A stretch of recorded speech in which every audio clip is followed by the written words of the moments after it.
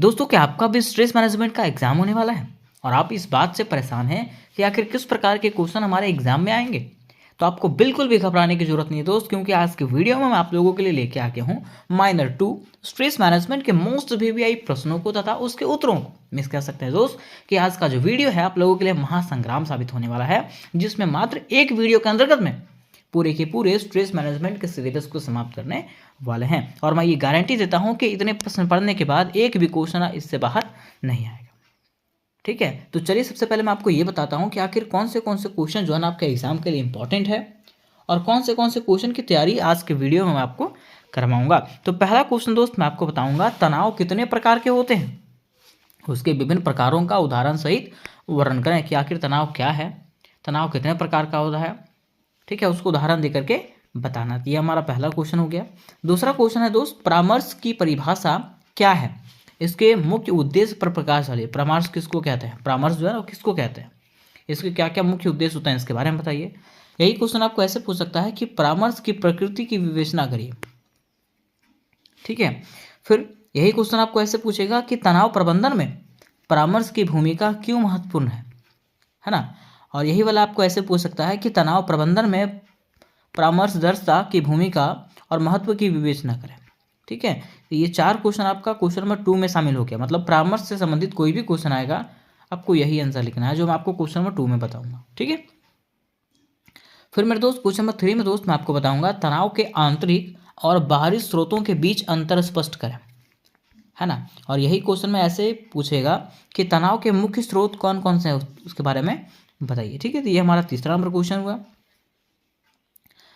फिर यही क्वेश्चन में दोस्त आपको ऐसे पूछ सकता है कि सकारात्मक तथा नकारात्मक तनाव के बीच अंतर स्पष्ट करिए, क्योंकि यही क्वेश्चन में मैं आपको सकारात्मक और नकारात्मक तनाव के बारे में बताऊंगा। तो ये हमारा तीसरा नंबर क्वेश्चन समाप्त हुआ। चौथा नंबर क्वेश्चन में मैं आपको बताऊंगा, तनाव से निपटने के लिए प्रभावी रणनीतियां, मतलब कह सकते हैं तनाव से हम लोग कैसे निपट सकते हैं, उसके बारे में बताइए। पांचवा, शारीरिक एवं मानसिक तनाव क्या है, इसके बीच में अंतर स्पष्ट करिए। छठा है, तनाव का शारीरिक स्वास्थ्य पर क्या प्रभाव पड़ता है, उसके बारे में बताइए। और यही क्वेश्चन हमारा ऐसे पूछ सकता है, मानसिक स्वास्थ्य पर तनाव के दीर्घकालिक प्रभाव क्या हो सकते हैं, इसके बारे में बताइए। तो अभी की वीडियो में दोस्त मात्र आपको ये 6 क्वेश्चन मिलेंगे। ठीक है, और इसका पार्ट 2 आएगा। पार्ट 2 में जो है ना आपको 4 से 5 क्वेश्चन और मिल जाएंगे जो इसके लिए वीवीआई है और बिल्कुल आसान शब्दों में मिल जाएंगे, है ना। तो चलिए सबसे पहले हम लोग जानते हैं क्वेश्चन नंबर 1 को, जो हमारा है, तनाव कितने प्रकार के होते हैं, या तो तनाव क्या होता है।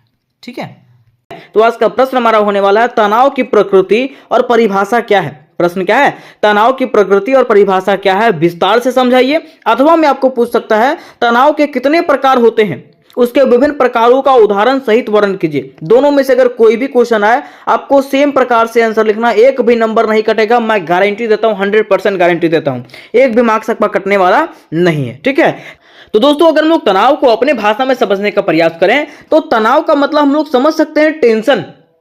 तनाव को इंग्लिश में कहते हैं स्ट्रेस, जिसका मतलब होता है अपने भाषा में टेंशन। ठीक है, अगर आपके ऊपर कोई टेंशन है तो टेंशन कोई कारण से होता है, या तो पढ़ने का टेंशन होता है, या तो कमाने का टेंशन होता है, या तो कुछ और चीज का टेंशन होता है। तो वही टेंशन को हम लोग क्या कहते हैं, तनाव कहते हैं। क्या कहते हैं, तनाव, है ना। तो यहां पे क्वेश्चन बोला है कि तनाव की प्रकृति और परिभाषा बताइए। तनाव की प्रकृति और परिभाषा बताइए और इसके कितने प्रकार होते हैं उसके बारे में बताइए। तो चलिए सबसे पहले हम लोग जानते हैं तनाव के बारे में, है ना। तो देखिए लिखेंगे इस प्रकार से भूमिका में कि तनाव वह स्थिति है जब मन और शरीर पर ज्यादा दबाव पड़ता है। क्या कहा गया कि तनाव वह स्थिति होती है जब हमारे मन पर और हमारे शरीर पे जो है ना अत्यधिक दबाव पड़ता है और हमें शांति या संतुलन में रहना मुश्किल लगता है। ठीक है, और हम अपने आप को शांत नहीं रख पाते हैं, उसी को हम लोग क्या कहते हैं, तनाव कहते हैं। क्या कहते हैं, तनाव। उदाहरण के लिए देखिए कि एग्जाम को लेकर के मन में तनाव, जैसे मान लीजिए कल ही एग्जाम है और आज आपका कोई प्रिपरेशन नहीं हुआ है तो मन में तनाव, डर रहेगा, थोड़ा सा तनाव रहेगा कि कैसे एग्जाम लिखेंगे, है ना। उसको हम लोग क्या कहते हैं, तनाव कहते हैं। या तो फिर अपने भविष्य बनाने को लेकर के तनाव। ठीक है, अपने भविष्य को लेकर के तनाव बना रहता है कि कैसे कौन सा जॉब मिलेगा, इतना पढ़ रहे हैं जॉब नहीं मिल रहा है। ठीक है, तो ये जो टेंशन बना हुआ रहता है उसी को हम लोग क्या कहते हैं, तनाव। में सीधा वर्ड में समझिएगा कि तनाव का अर्थ होता है टेंशन, और टेंशन जो है कई कारणों की वजह से आता है, चाहे वो पर्सनल प्रॉब्लम हो, चाहे वो रिलेशनशिप हो, चाहे वो कोई भी प्रॉब्लम हो, है ना, सभी की वजह से टेंशन आता है। अब लिखेंगे तनाव की परिभाषा। क्या लिखेंगे? तनाव की परिभाषा। कहा जाता है तनाव, तनाव को अंग्रेजी में कहा जाता है स्ट्रेस। क्या कहा जाता है? स्ट्रेस। कहा गया कि तनाव एक मानसिक और शारीरिक स्थिति है। तनाव क्या है? एक मानसिक और शारीरिक स्थिति होती है जो तब होती है जब कोई व्यक्ति किसी कठिन परिस्थिति में पड़ जाता है, कोई चुनौती में पड़ जाता है, कोई दबाव में या तो कोई समस्या का सामना करता है। मीन्स क्या कहा गया कि तनाव व्यक्ति के पास तब आता है जब व्यक्ति कोई कठिन परिस्थिति में फंस जाता है ना। जैसे कि मान लीजिए आप बाइक से कहीं जा रहे हैं, ठीक है, और बाइक से कहीं जा रहे हैं और कोई जंगल में फंस गए आप, ठीक है, जंगल में फंस गए, वहां पे आपका गाड़ी भी पंचर हो गया, पेट्रोल भी खत्म हो गया, है ना। तो आप टेंशन में आ गए कि यार कैसे अब जाएंगे, वहां से 10 किलोमीटर 15 किलोमीटर दूर कोई भी पेट्रोल पंप नहीं है, ठीक है, कोई घर वगैरह नहीं है, तो आप कैसे जाओगे उतना दूर, तो उसमें टेंशन होता है। तो टेंशन जो है ना बहुत प्रकार का होता है। वही कह रहा है कि कोई कठिन परिस्थिति की वजह से, कोई चुनौतियों का सामना करने की वजह से, कोई दबाव के कारण, कोई समस्या का सामना करने के कारण जो है ना, जो तनाव, जो टेंशन हमारे मन में उत्पन्न होता है, उसी को हम लोग क्या कहते हैं? तनाव कहते हैं। क्या कहते हैं? तनाव। कह रहा है कि यह तब महसूस होता है जब दिमाग पर किसी चीज का बोझ या चिंता बढ़ जाती है। कह रहा है यह जो है वो तब उत्पन्न होता है, तब महसूस होता है जब हमारे दिमाग पे किसी चीज का बोझ जो है वो बढ़ जाता है। ठीक है। उसके बाद दूसरे परिभाषा हम लोग इस प्रकार से लिख सकते हैं कि तनाव एक मानसिक या भावनात्मक दबाव की अवस्था है जो व्यक्ति के आंतरिक और बाहरी परिस्थितियों के कारण उत्पन्न होती है। जो क्या होता है? व्यक्तियों के आंतरिक और बाहरी परिस्थितियों के कारण। ठीक है। जैसे मान लीजिए आप हस्बैंड वाइफ है, ठीक है, आपके बीच में झगड़ा चल रहा है ना, तो वो जो है आंतरिक प्रॉब्लम हो गया आपका। बाहरी परिस्थिति मान लीजिए लड़ाई झगड़ा हो गया, ऋण देना है, कर्ज देना है, ये सब बाहरी परिस्थिति हो गया, है ना। तो ये सब के कारण जो हमारे मन में स्ट्रेस उत्पन्न होता है उसी को हम लोग क्या कहते हैं? तनाव कहते हैं। कह रहा है यह तब होता है जब किसी व्यक्ति को लगता है कि उससे अपेक्षित मांगे उसकी क्षमता से अधिक है। मीन्स कह रहा है कि यह जो है तब लोगों को लगता है जब उसकी जो मांगे हैं, उसके मन में जो चीज चल रहा है वो उससे पूरा नहीं हो पाएगा, तभी उसको टेंशन होने लगता है। अब यहां पे हमारे क्वेश्चन में कहा था कि तनाव की प्रकृति को बताइए। क्या बताइए? तनाव की प्रकृति को बताइए कि इसका आधार क्या है। तो सबसे पहले देखिए, अगर तनाव की बात करते हैं तो ये जो है ना व्यक्तिगत अनुभव के अनुसार से आ सकता है। जैसे कि कह रहा है कि तनाव का अनुभव हर व्यक्ति के लिए अलग अलग होता है। तनाव का अनुभव जो होता है ना हर व्यक्ति के लिए अलग अलग होता है। जो बात एक व्यक्ति के लिए तनावपूर्ण हो सकती है वही दूसरे के लिए सामान्य भी हो सकती है। मीन्स कह रहा है ना कि तनाव का अनुभव जो है ना हर लोगों को अलग अलग होता है। परिस्थिति को संभालने का शक्ति सबके अंदर नहीं होता है ना। वही कह रहा है कि तनाव का अनुभव जो है ना हर व्यक्ति के लिए अलग अलग होता है। जहां पे किसी व्यक्ति को तनाव महसूस होता है वहां पे दूसरे व्यक्ति को कोई तनाव महसूस नहीं भी हो सकता है। वही कह रहा है कि जो बात एक व्यक्ति के लिए तनावपूर्ण हो सकती है वही दूसरे के लिए सामान्य हो सकती है। फिर दूसरा हमारा है सकारात्मक और नकारात्मक तनाव। कह रहा है कि तनाव दो प्रकार का हो सकता है। पहला सकारात्मक तनाव, जब तनाव किसी लक्ष्य को पूरा करने के लिए प्रेरित करता है। जैसे मान लीजिए आपका एग्जाम है, उसको पूरा करने के लिए आप टेंशन ले रहे हैं कि नहीं हमको पूरा करना है, सिलेबस पूरा करना है तो करना है, तो ये हो गया सकारात्मक तनाव। लेकिन अगर किसी और चीज का टेंशन है, आपको डर है किसी चीज का, है ना, तो वो जो है नकारात्मक तनाव कहलाता है। वह कह रहा है कि जब तनाव चिंता, डर और असहजता के कारण बनता है तो वो क्या कहलाता है? नकारात्मक तनाव कहलाता है। क्या कहलाता है? नकारात्मक तनाव कहलाता है। ठीक है। फिर इसका तीसरा प्रकृति जो है वो शारीरिक और मानसिक प्रभाव है। मतलब इसका जो है ना शरीर पे भी और मन पे भी हमारा प्रभाव पड़ता है। कह रहा है कि तनाव का प्रभाव जो है केवल मन पे ही नहीं बल्कि पूरे शरीर पे भी होता है ना। यह जो है हृदय गति को बढ़ा सकता है। ठीक है। अगर आपके शरीर में मतलब अगर आपके पास टेंशन है ना, और अगर आप टेंशन ले रहे हैं, ठीक है, तो इससे जो आपका हार्ट बीट भी तेज हो जाएगा, पूरा मांसपेशी में खिंचाव आ सकता है और नींद में भी बाधा आ सकती है। जिस समय आपको टेंशन रहेगा ना, ठीक है, उस समय नींद भी नहीं आएगा, है ना। तो इसलिए कहा गया है कि ये जो मानसिक तनाव जो होता है उससे हमारा मन पे भी प्रभाव पड़ता है और हमारे शरीर पे भी प्रभाव पड़ता है।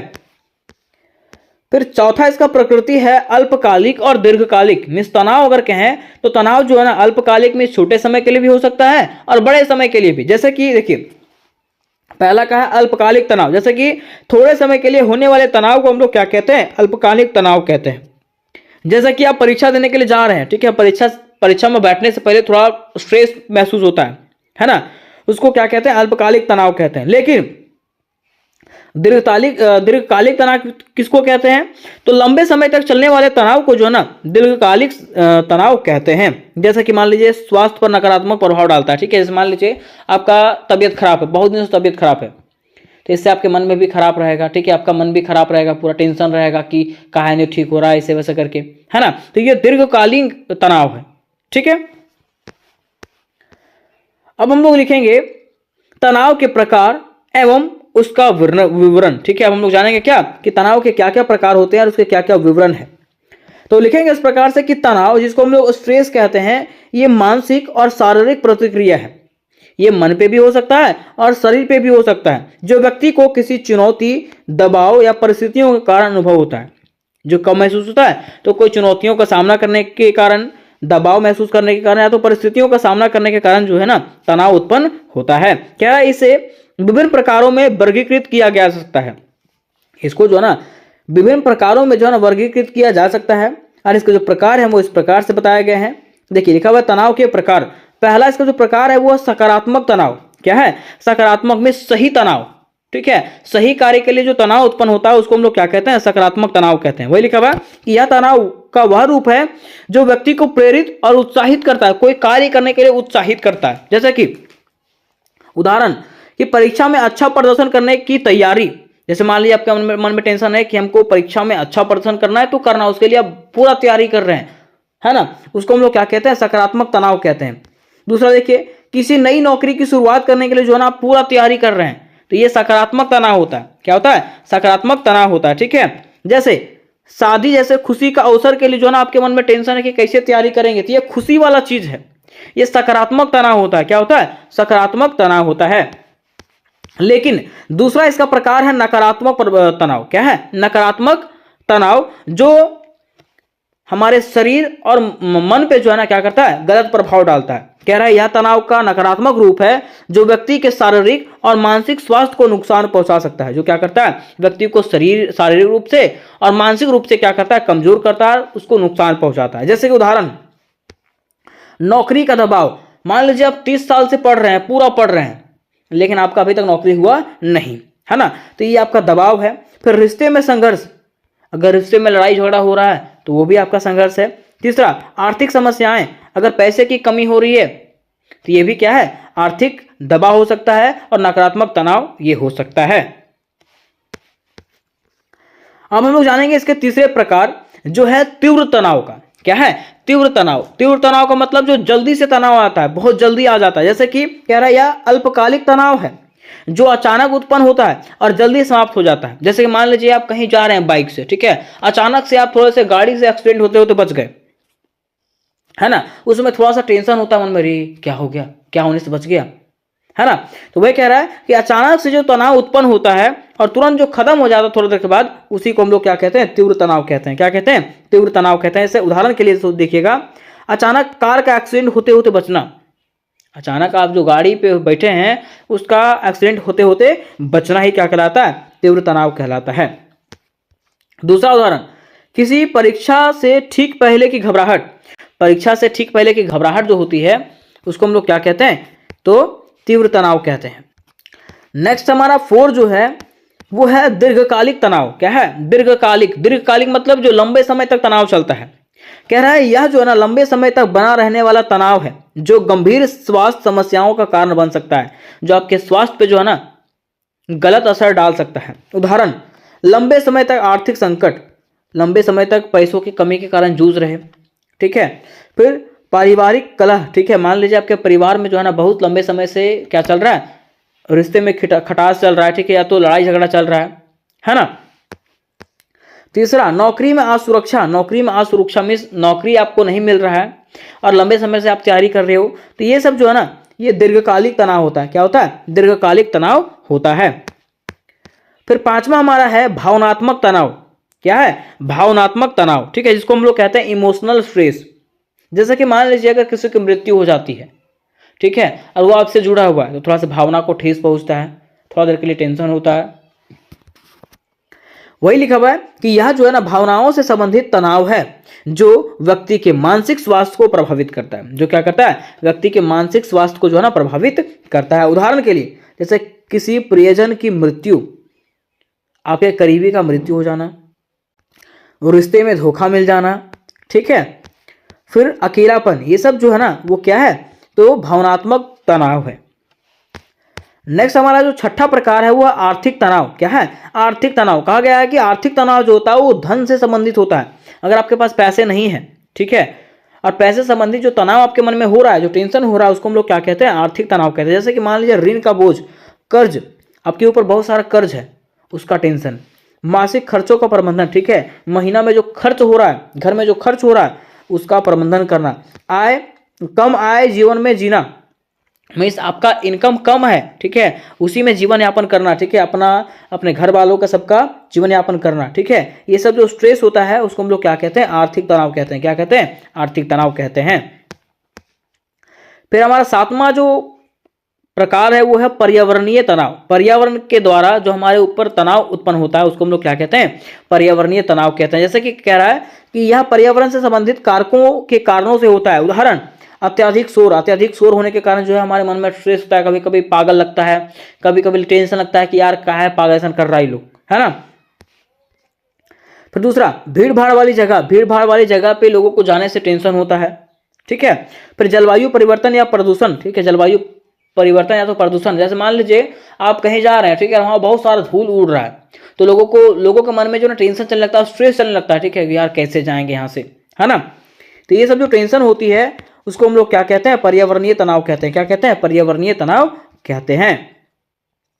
तो उम्मीद करते हैं कि यहां तक आप समझ गए होंगे, है ना। अब बढ़ते हैं हम लोग इसके निष्कर्ष की तरफ, लेकिन इसके निष्कर्ष बताने से पहले मैं आपको बता देना चाहता हूं कि इससे रिलेटेड जितने भी प्रश्न आने वाले हैं, सारे के सारे प्रश्न मेरे ही चैनल पे आपको करवाए जाएंगे और बड़ी ही आसान शब्दों में करवाए जाएंगे। इसलिए अपने दोस्तों तक ये वीडियो को शेयर करें, ठीक है, और जल्द से जल्द मेरे चैनल के साथ जुड़ करके आप तैयारी शुरू कर दें, है ना। तो लिखेंगे निष्कर्ष इस प्रकार से कि निष्कर्ष का मतलब है जो आप ऊपर में पढ़े उसको आपको नीचे में बताना है अपने भाषा में।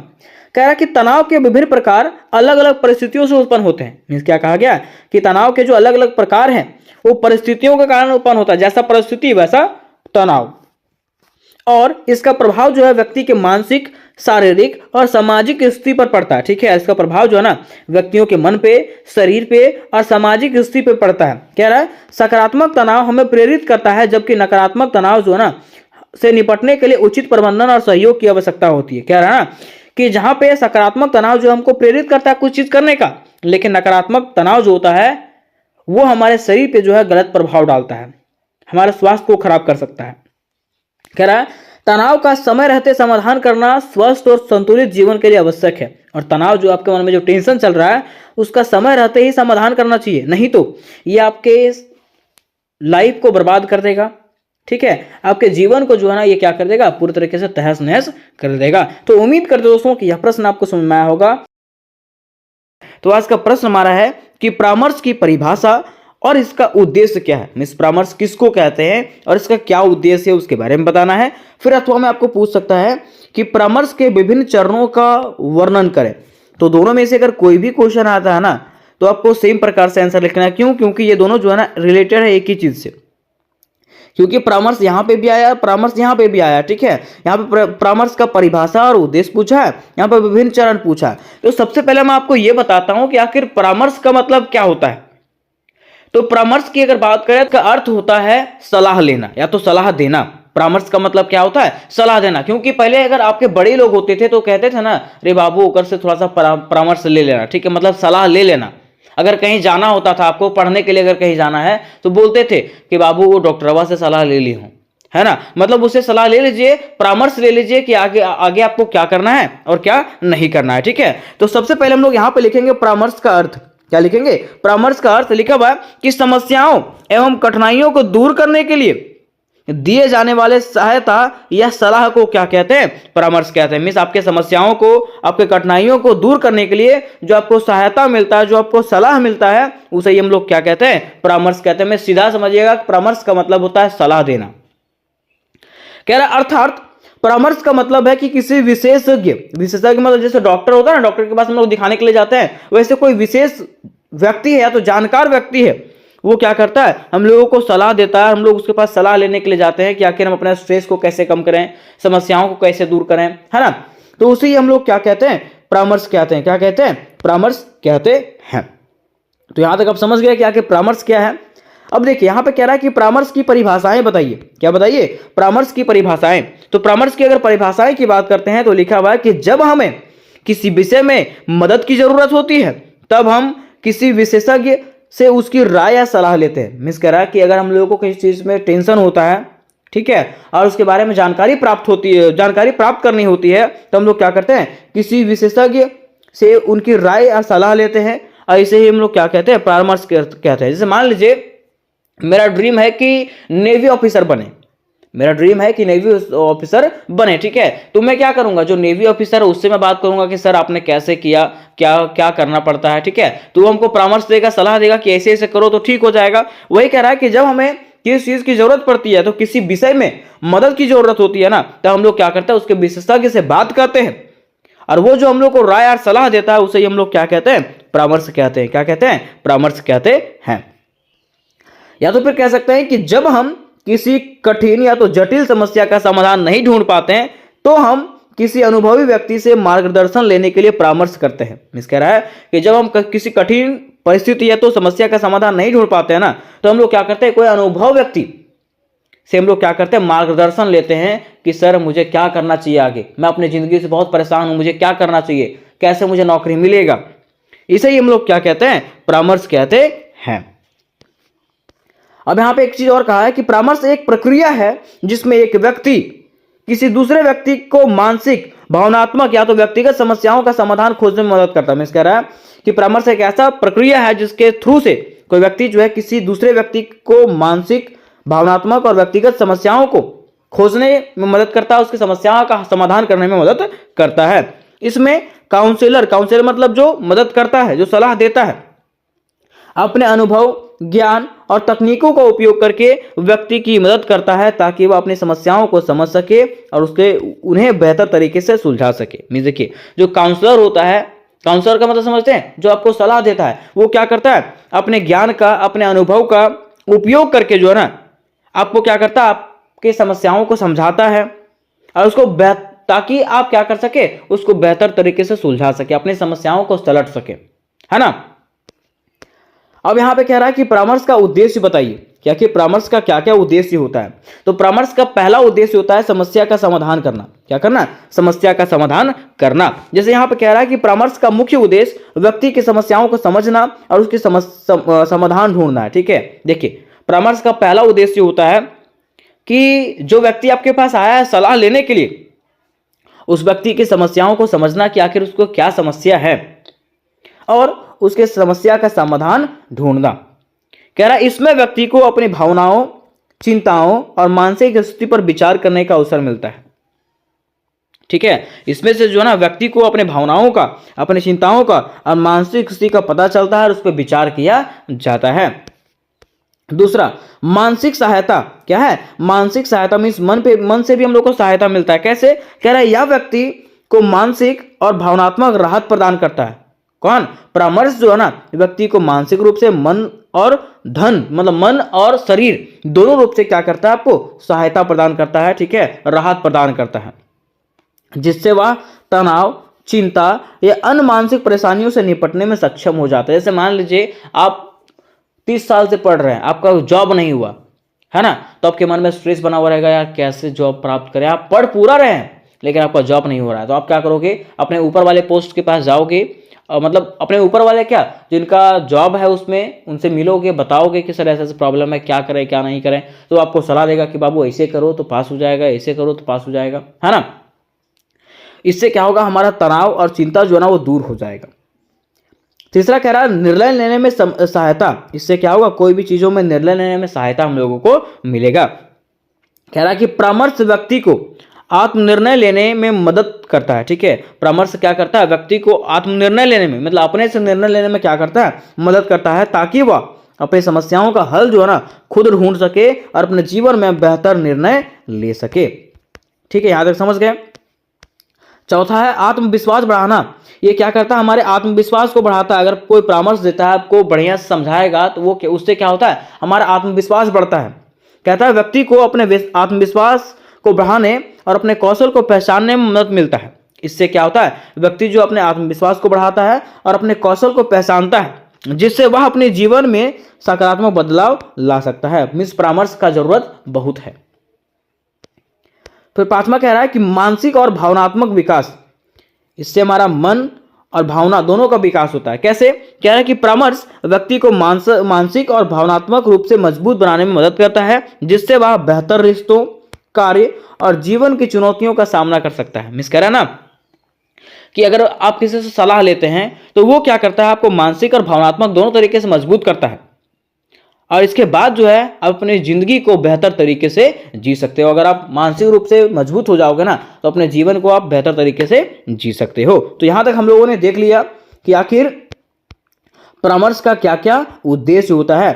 अब यहाँ पे क्वेश्चन में कहा था कि परामर्श के विभिन्न चरणों के बारे में बताइए। क्या बताइए, परामर्श के विभिन्न चरणों के बारे में बताइए। तो लिखेंगे इस प्रकार से कि परामर्श का मुख्य उद्देश्य किसी व्यक्ति को उसकी समस्याओं को समझाना और उसका समाधान में सहायता करना। देखिए, परामर्श का विभिन्न चरण का मतलब है कि परामर्श का मुख्य उद्देश्य होता है कि जो व्यक्ति आपके पास सलाह लेने के लिए गया है, उसकी समस्याओं को समझना, फिर उसके समस्या का समाधान खोजना।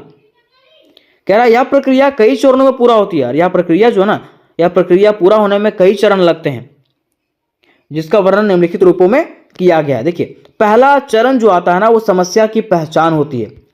पहला जो व्यक्ति होता है वो क्या करता है, समस्या का पहचान करता है कि आखिर आपको क्या समस्या है। कह रहा है यह पहला चरण है जहां परमदर्शिता मतलब काउंसलर, ठीक है, मतलब जो समस्या, मतलब आपको जो सलाह देगा, है ना, परमदर्शिता और परामर्श प्राप्तकर्ता आपस में बातचीत करते हैं। मीन्स जो आपको सलाह देगा और जो सलाह लेने के लिए गया है, वो लोग क्या करेगा, आपस में पहले बातचीत करेगा। उसके बाद परमदर्शिता यह जानने की कोशिश करता है कि समस्या क्या है और उसकी गहराई कितनी है। उसके बाद वो जो सलाह देने वाला है वो क्या करेगा, यह जानने की प्रयास करेगी कि आपकी समस्या क्या है और उसमें कितनी गहराई है, वो कितना डीप आपका समस्या है। फिर कह रहा उदाहरण, यदि कोई व्यक्ति तनाव में है तो परमदर्शिता उससे उसके तनाव के कारणों को जानने की कोशिश करता है। कह रहा है ना कि अगर कोई व्यक्ति तनाव में है तो परमदर्शिता जो होता है वो क्या करेगा, उसके तनाव के बारे में जानने का प्रयास करेगा कि उसका कारण क्या है तनाव का। फिर दूसरा चरण में आता है संबंध स्थापित करना। वो दोनों के बीच में संबंध स्थापित होता है ताकि जो सलाह लेने के लिए गया है वो उस पर भरोसा कर सके। कह रहा है इसमें परमदर्शिता और क्लाइंट के बीच में विश्वास और आपसी समझ बनाई जाती है। इसमें क्या होता है, परमदर्शिता और क्लाइंट के बीच में जो है ना, विश्वास और आपसी समझ बढ़ता है, ताकि क्लाइंट को यह महसूस होना चाहिए कि वह खुल करके अपनी बातें कर सकता है। मीन्स अगर आपको भरोसा नहीं है किसी के आगे या तो किसी के ऊपर, तो क्या आप खुल के बातें कर सकते हो? नहीं। इसलिए दोनों में संबंध स्थापित करना बहुत जरूरी है। वह कह रहा है कि क्लाइंट को यह महसूस होना चाहिए कि वह खुल करके अपनी बातें उनको बता सके। यह चरण इसलिए जरूरी है ताकि क्लाइंट अपने भावनाओं और समस्याओं को बिना झिझक साझा कर सके। मीन्स क्या कहा गया कि यह चरण इसलिए जरूरी है ताकि क्लाइंट जो है, मीन्स जो व्यक्ति है, वो अपने भावनाओं को, अपनी समस्याओं को जो है वो खुल करके जो है ना उनके सामने बता सके। और जब खुल के बताएगा तभी तो वो सलाह दे पाएंगे ना। अगर खुल के नहीं बताओगे तो क्या वो सलाह दे पाएंगे? नहीं दे पाएंगे। फिर तीसरा चरण आता है सूचना एकत्रित करना। मीन्स वो जो व्यक्ति होता है जो सलाह देता है वो क्या करता है, सूचना एकत्रित करता है। कह रहा है इस चरण में परमदर्शिता मतलब सलाह देने वाला, इस चरण में सलाह देने वाला क्लाइंट से उसकी समस्या के बारे में विस्तार से जानकारी लेता है। इस चरण में क्या होता है, तीसरा चरण में जो है ना, सलाह देने वाला क्या करता है, वो व्यक्ति से समस्या की पूरी विस्तार में जानकारी लेता है।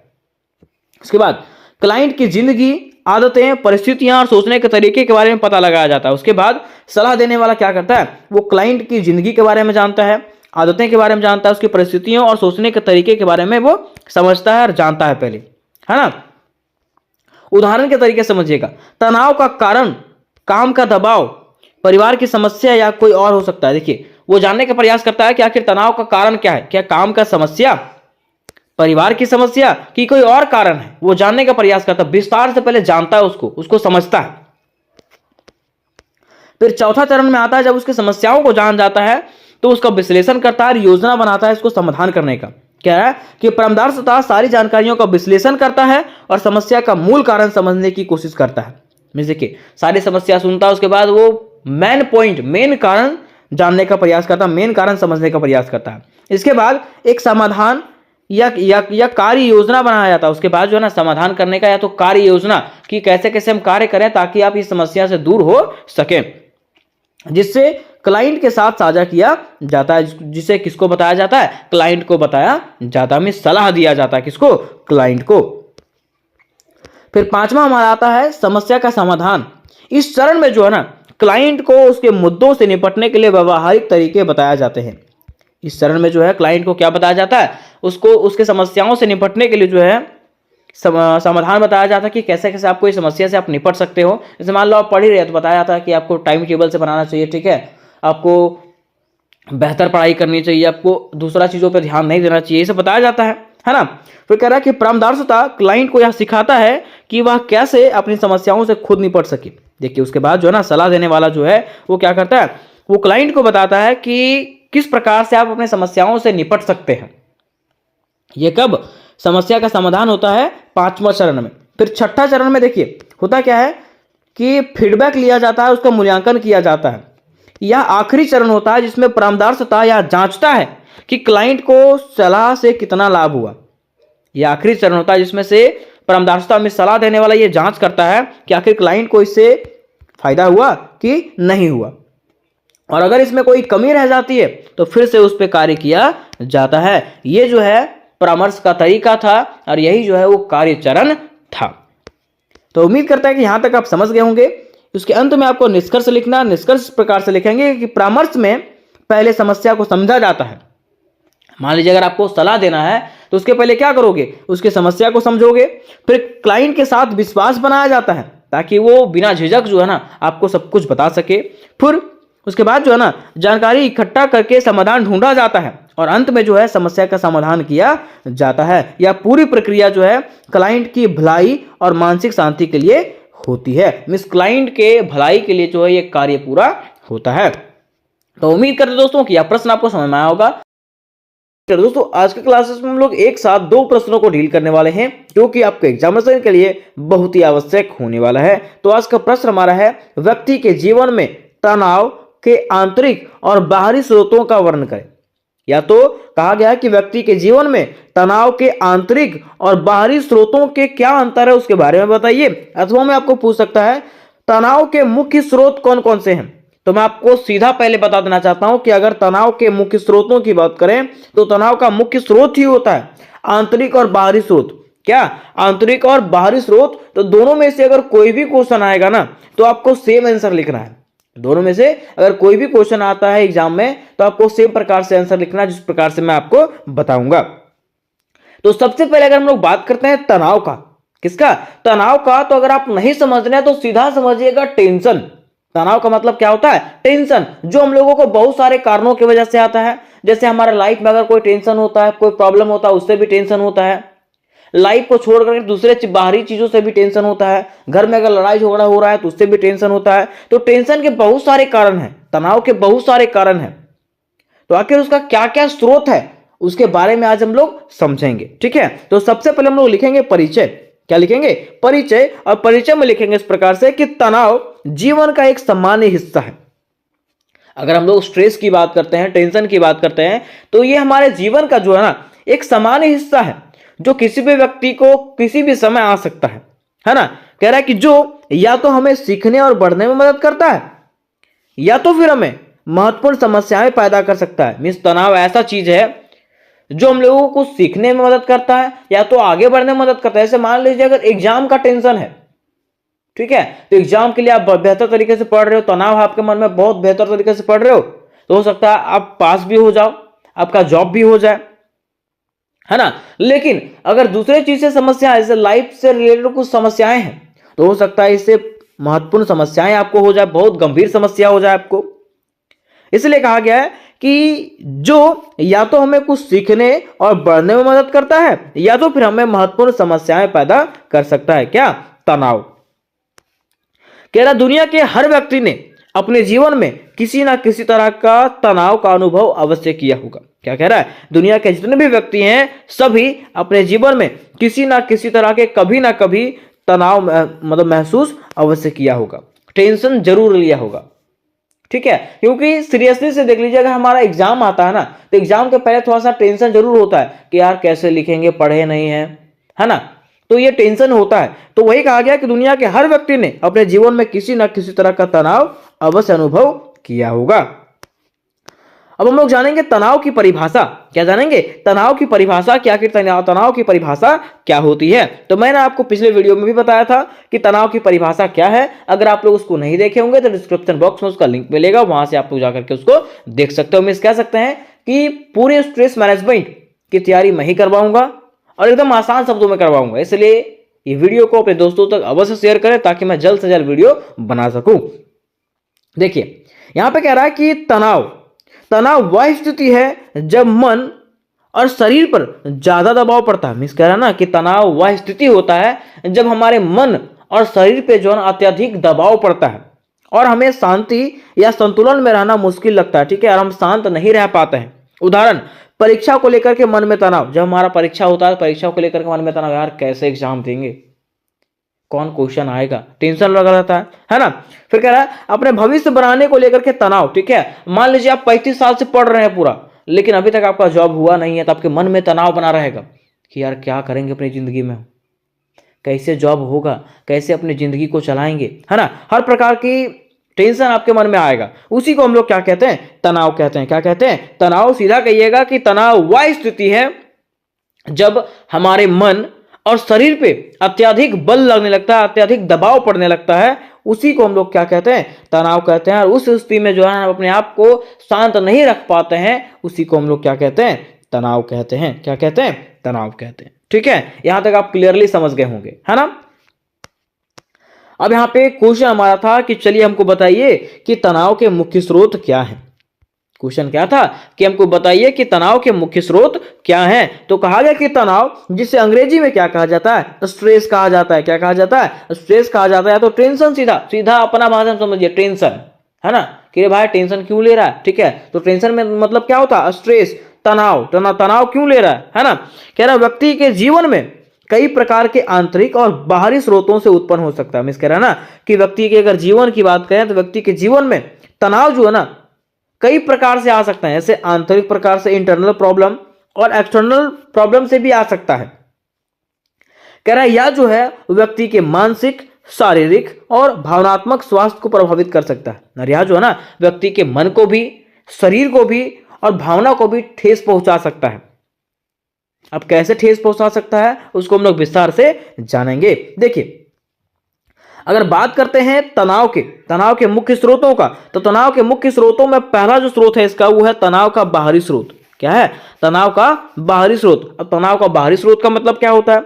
तो कह रहा है कि बाहरी स्रोत वे होते हैं जो हमारी बाहरी वातावरण, समाज, कार्य क्षेत्र या अन्य लोगों से संबंधित होते हैं। जैसे मान लीजिए बाहरी स्रोत वे होते हैं जो हमारा आंतरिक प्रॉब्लम छोड़ करके दूसरे चीजों से मिलता है। जैसे कहीं आप ऑफिस में काम कर रहे हैं, वहां पे आपको काम का ज्यादा बोझ है ना, कर्ज लिए हैं तो कर्ज का आपको बोझ है। ठीक है, तो उस प्रकार की जो समस्याएं होती है उसको हम लोग क्या कहते हैं? बाहरी स्रोत कहते हैं। जैसे कि देखिए एग्जांपल में यहां बताया गया कार्य का दबाव।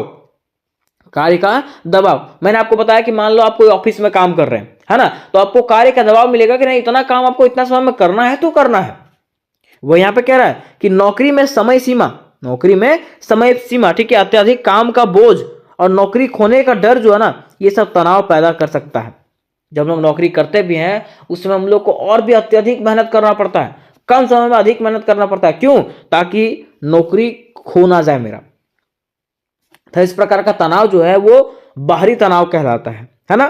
फिर दूसरा, पारिवारिक समस्याएं जो है, क्या पारिवारिक समस्याएं जो है वो भी बाहरी समस्याएं हैं। कह रहा है कि परिवार के सदस्यों के बीच में झगड़े, आर्थिक समस्याएं और परिवार में किसी को बीमारी से तनाव उत्पन्न हो सकता है।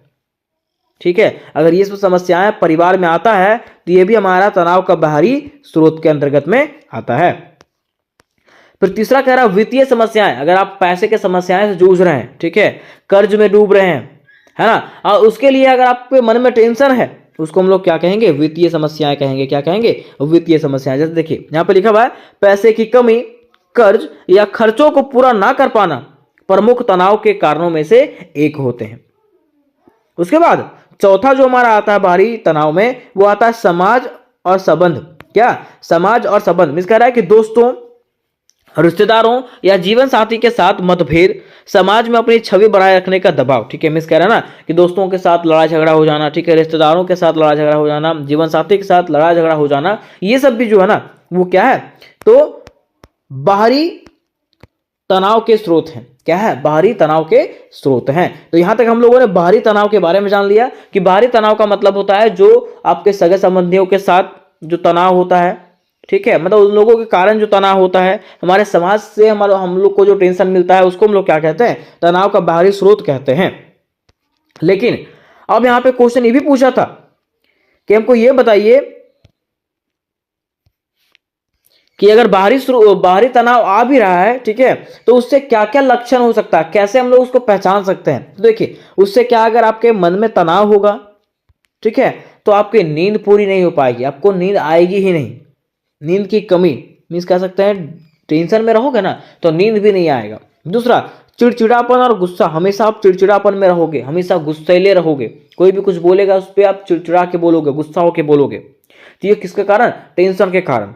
तीसरा, थकावट और ऊर्जा की कमी, ठीक है, अगर आपके मन में कोई स्ट्रेस चल रहा है ना, जैसे बोलता है लोग डिप्रेशन का शिकार हो रहा है, तो इस प्रकार से लोगों को लगता है कि नहीं मैं थका हूं, थकावट लगता है लोगों को, ऊर्जा की कमी, उसको लगता है कि मेरे अंदर ताकत नहीं है। कब, जब व्यक्तियों के मन में किसी प्रकार का तनाव चल रहा होता है, स्ट्रेस चल रहा होता है। क्या, स्ट्रेस अगर चल रहा होता है तो इससे जो है ना लोगों को लगता है कि मेरे अंदर ऊर्जा नहीं है, ठीक है, लोग बहुत जल्दी गुस्सा हो जाते हैं और लोगों को नींद की कमी होती है। तो ये सब लक्षण जो है वो बाहरी तनाव के स्रोत है ना। फिर देखिए इसी में आगे कहा गया कि खानों की आदतों में बदलाव, ठीक है, जो आप खाना मान लीजिए 10 बजे सुबह में खाते थे, वही खाना आप 1 बजे खा रहे हैं, ठीक है, तो इससे क्या होगा कि खाने की आदतों में बदलाव हो जाएगा, कभी कम खा लीजिएगा, कभी ज्यादा खा लीजिएगा, है ना। फिर कह रहा है कि सामाजिक गतिविधियों में कमी, समाज की गतिविधियों में जो है ना आपका कमी आने लगेगा, ठीक है, क्योंकि आप खुद जो है स्ट्रेस से जूझ रहे हैं, है ना। तो ये सब लक्षण जो है वो बाहरी तनाव का हो सकता है। अब हमारा क्वेश्चन था कि तनाव के आंतरिक स्रोतों के बारे में बताइए, कि तनाव के स्रोतों के बारे में बताइए। तो तनाव का पहला स्रोत था बाहरी स्रोत और दूसरा है तनाव के आंतरिक स्रोत, जो इंटरनल प्रॉब्लम की वजह से हम लोगों को होता है। कह रहा है आंतरिक स्रोत व्यक्ति के अपने मन, विचार और भावनाओं से संबंधित होता है। जैसे मान लीजिए आपका एग्जाम आ रहा है, ठीक है, और आपको मन में ही सोच लीजिएगा नहीं यार नहीं निकाल पाएंगे, बड़ी हार्ड एग्जाम है, ठीक है, तो आप अपने मन में ही सोच लिए, है ना, और जब मन में सोच लिए तो आपके मन में वो स्ट्रेस हो गया, तनाव हो गया कि नहीं हम कर पाएंगे नहीं। वही कह रहा है कि आंतरिक स्रोत व्यक्ति के मन, विचार और भावनाओं से संबंधित होते हैं। ये हमारे मानसिक स्वास्थ्य और आत्मविश्वास पर जो है ना, आत्मविचार पर आधारित होते हैं। जैसे कि देखिए पहला हमारा है नकारात्मक सोच। क्या है, नेगेटिव सोच हम लोग करते हैं, नेगेटिव थिंकिंग, है ना, कि बार बार असफलता का डर, कि रे यार असफल हो जाएंगे, फिर से फेल हो जाएंगे, तो काहे एग्जाम देंगे झूठो, है ना। तो ये सब जो डर होता है ना वो नकारात्मक सोच होता है, इसके कारण जो है ना हम लोग को क्या होता है, स्ट्रेस होता है। दूसरा, आत्मविश्वास की कमी, हम लोगों को इससे क्या होता है, आत्मविश्वास की कमी होती है और हर चीजों में बुराई देखना, ठीक है, लोग क्या करता है, हर चीजों में बुराई देखता है। कब, जब उसको आंतरिक तनाव होता है तब, ठीक है। दूसरा, जब उन लोगों को आंतरिक तनाव होता है तो इससे जो है ना अपनी उम्मीदें भी खो देते हैं, ठीक है, अपना भरोसा भी खो देते हैं हर चीज पे। कह रहा है कि जब व्यक्ति खुद से बहुत अधिक उम्मीदें रखता है और उन्हें पूरा नहीं कर पाता है तो यह तनाव का कारण बनता है। क्या कह रहा है कि जब व्यक्ति खुद से उम्मीदें रखता है, ठीक है, जैसे मान लीजिए व्यक्ति को पता रहेगा कि हाँ हम पास हो जाएंगे तो हो जाएंगे, ठीक है, हम पूरा पढ़े हैं पास हो जाएंगे, लेकिन मान लीजिए अगर वो पास नहीं हो पाया, ठीक है, तो उसके मन में क्या हो जाएगा, तनाव पैदा हो जाएगा, है ना, मतलब अपने उम्मीदों को पूरा नहीं कर पाने के कारण उनके मन में क्या हो जाएगा, तनाव हो जाएगा, ठीक है। फिर कह रहा है कि भय और अनिश्चितता, मीन्स डर को लेकर, कभी भविष्य को लेकर के अनिश्चितता, किसी चीज को खाने का डर या तो खोने का डर, नई परिस्थितियों से डरना, ये सब जो है आंतरिक तनाव हो सकता है ना। फिर हमारा शारीरिक स्वास्थ्य है, गंभीर समस्याएं या तो शरीर की कमजोरी भी आंतरिक तनाव उत्पन्न कर सकती है। अगर आपके शरीर में गंभीर समस्याएं हैं जो ठीक नहीं हो रहा है, जो बहुत दिनों से चल रहा है, तो उससे भी आपके शरीर में तनाव हो सकता है। ठीक है।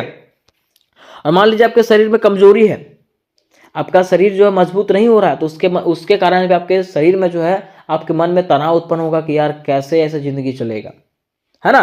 तो इस प्रकार की जो समस्याएं होती है उसको क्या कहते हैं, तो आंतरिक तनाव कहते हैं। तनाव के आंतरिक स्रोत ये है। ठीक है। अब देखिए इसके लक्षण क्या क्या है, तो बार बार चिंता करना, ठीक है, बार बार चिंता करना, टेंशन लेना जो है ना, ये आंतरिक स्रोत है। दूसरा, आत्मविश्वास में कमी, इसके कारण क्या होता है, हमारा आत्मविश्वास कम हो जाता है। किस चीज के ऊपर हमको भरोसा नहीं रहता कि ये हम कर पाएंगे कि नहीं, है ना। फिर देखिए तीसरा यहाँ पे ध्यान केंद्रित करने में कठिनाई। इससे क्या होता है, हम लोग किसी एक चीज पे ध्यान एकाग्रता नहीं कर पाते हैं, है ना, ध्यान केंद्रित नहीं कर पाते हैं। किसके कारण से, आंतरिक तनाव के कारण।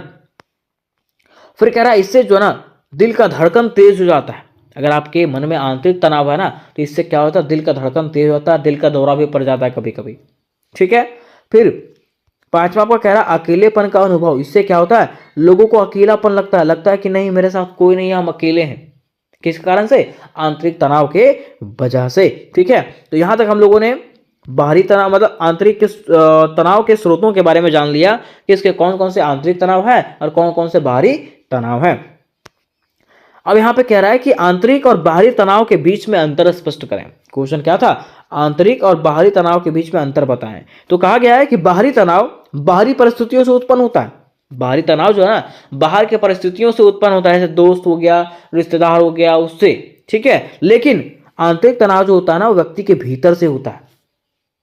आंतरिक तनाव व्यक्ति के भीतर से होता है, जो आप ऊपर में समझ गए होंगे। ठीक है। दूसरा कह रहा बाहरी तनाव पर व्यक्ति का नियंत्रण सीमित होता है, लेकिन आंतरिक तनाव जो मानसिक बदलावों से नियंत्रित किया जा सकता है। मैं कह रहा है कि बाहरी तनाव को हम लोग नियंत्रित नहीं भी कर सकते हैं, लेकिन आंतरिक तनाव को अपने मन से डिपेंड करता है वो। ठीक है। अगर हम लोग मन में चाहेंगे कि नहीं ये दूर हो जाना चाहिए, तो दूर हो जाएगा, लेकिन आपको मन में सोचना पड़ेगा। ठीक है। आंतरिक तनाव को हम लोग दूर कर सकते हैं, है ना। कह रहा है बाहरी तनाव का प्रभाव शारीरिक होता है। मीन्स बाहरी तनाव का प्रभाव जो है ना शरीर पे होता है। ठीक है। जबकि आंतरिक तनाव का प्रभाव जो है वो किस पे होता है, मतलब मानसिक पे होता है, मीन्स मन पे हमारा होता है। ठीक है। फिर कह रहा है बाहरी और आंतरिक तनाव एक दूसरे से जुड़े हो सकते हैं। बाहरी और आंतरिक तनाव जो है ना एक दूसरे से जुड़े हो सकते हैं, लेकिन उन्हें समझदारी और सही दृष्टिकोण से संभालने पर व्यक्ति तनाव मुक्त जीवन जी सकता है। कह रहा ना कि बाहरी और आंतरिक तनाव जो है वो दोनों एक दूसरे से जुड़ा हुआ है, क्योंकि ये दोनों ही तनाव है, दोनों के कारण ही हम लोग को टेंशन होता है। लेकिन उसको जो है ना समझदारी से और सही तरीके से जो है ना संभालने पर व्यक्ति जो है तनाव से मुक्ति पा सकता है। तो यहां तक हम लोगों ने इसको पूरा कंप्लीट कर लिया। अब यहाँ पे कह रहा है कि तनाव को कम करने के उपाय, तनाव को कम करने हम लोग कैसे कर सकते हैं, है ना। तो तनाव को कम कर सकते हैं कैसे, योग और ध्यान लगा के। तो कह रहा है मानसिक शांति के लिए योग और ध्यान करना फायदेमंद है। अगर हम लोग योगा करते हैं तो योगा से जो ना हमारे मन को शांति मिलता है। तो वह कह रहा है कि योग और ध्यान लगा के हम लोग क्या कर सकते हैं, तनाव को, स्ट्रेस को कम कर सकते हैं, टेंशन को कम कर सकते हैं। दूसरा, समय प्रबंधन करके, टाइम मैनेजमेंट करके। ठीक है। जो काम आप समय पर नहीं कर रहे हैं वो काम को समय पर करके जो है ना आप क्या कर सकते हैं, स्ट्रेस को कम कर सकते हैं। तो वही कह रहा है कि काम को सही तरीके से प्रतिबंधित करके जो है ना हम लोग क्या कर सकते हैं, स्ट्रेस को कम कर सकते हैं। फिर तीसरा यहां पे कह रहा है सकारात्मक सोच। हमें अपने मन में जो है ना नेगेटिव थिंकिंग नहीं लाना चाहिए, हमेशा पॉजिटिव थिंकिंग लाना चाहिए, तभी हम लोग अपने स्ट्रेस को कम कर सकते हैं। वही कह रहा है अपने दृष्टिकोण को सकारात्मक बनाए रखें, इससे क्या होगा, हम लोगों को पॉजिटिव थिंकिंग होगा। चौथा कह रहा है परिवार और दोस्तों से बातचीत। कह रहा है कि अगर आपके मन में स्ट्रेस है ना, तो आप क्या करें, अपने भावनाओं को साझा करें, अपने दोस्तों के साथ साझा करें, अपने परिवार वालों के साथ साझा करें। इससे आपका स्ट्रेस जो है वो क्या होगा, कम होगा। फिर पांचवा कह रहा है कि स्वास्थ्य का ध्यान रखें।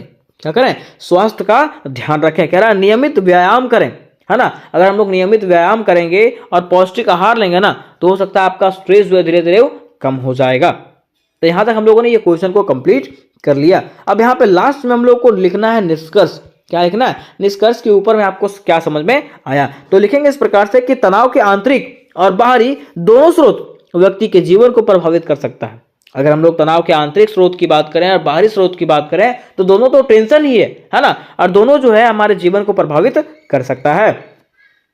कह रहा है आंतरिक स्रोत को व्यक्ति खुद बदल सकता है, जबकि बाहरी स्रोत को के प्रभाव को प्रतिबंधित करने की कोशिश करनी चाहिए। मिस कह रहा है आंतरिक अगर टेंशन की बात करें तो वो हम लोग खुद से बदल सकते हैं, लेकिन बाहरी तनाव को भी जो है ना हम लोग को सॉल्व करने का प्रयास करना चाहिए।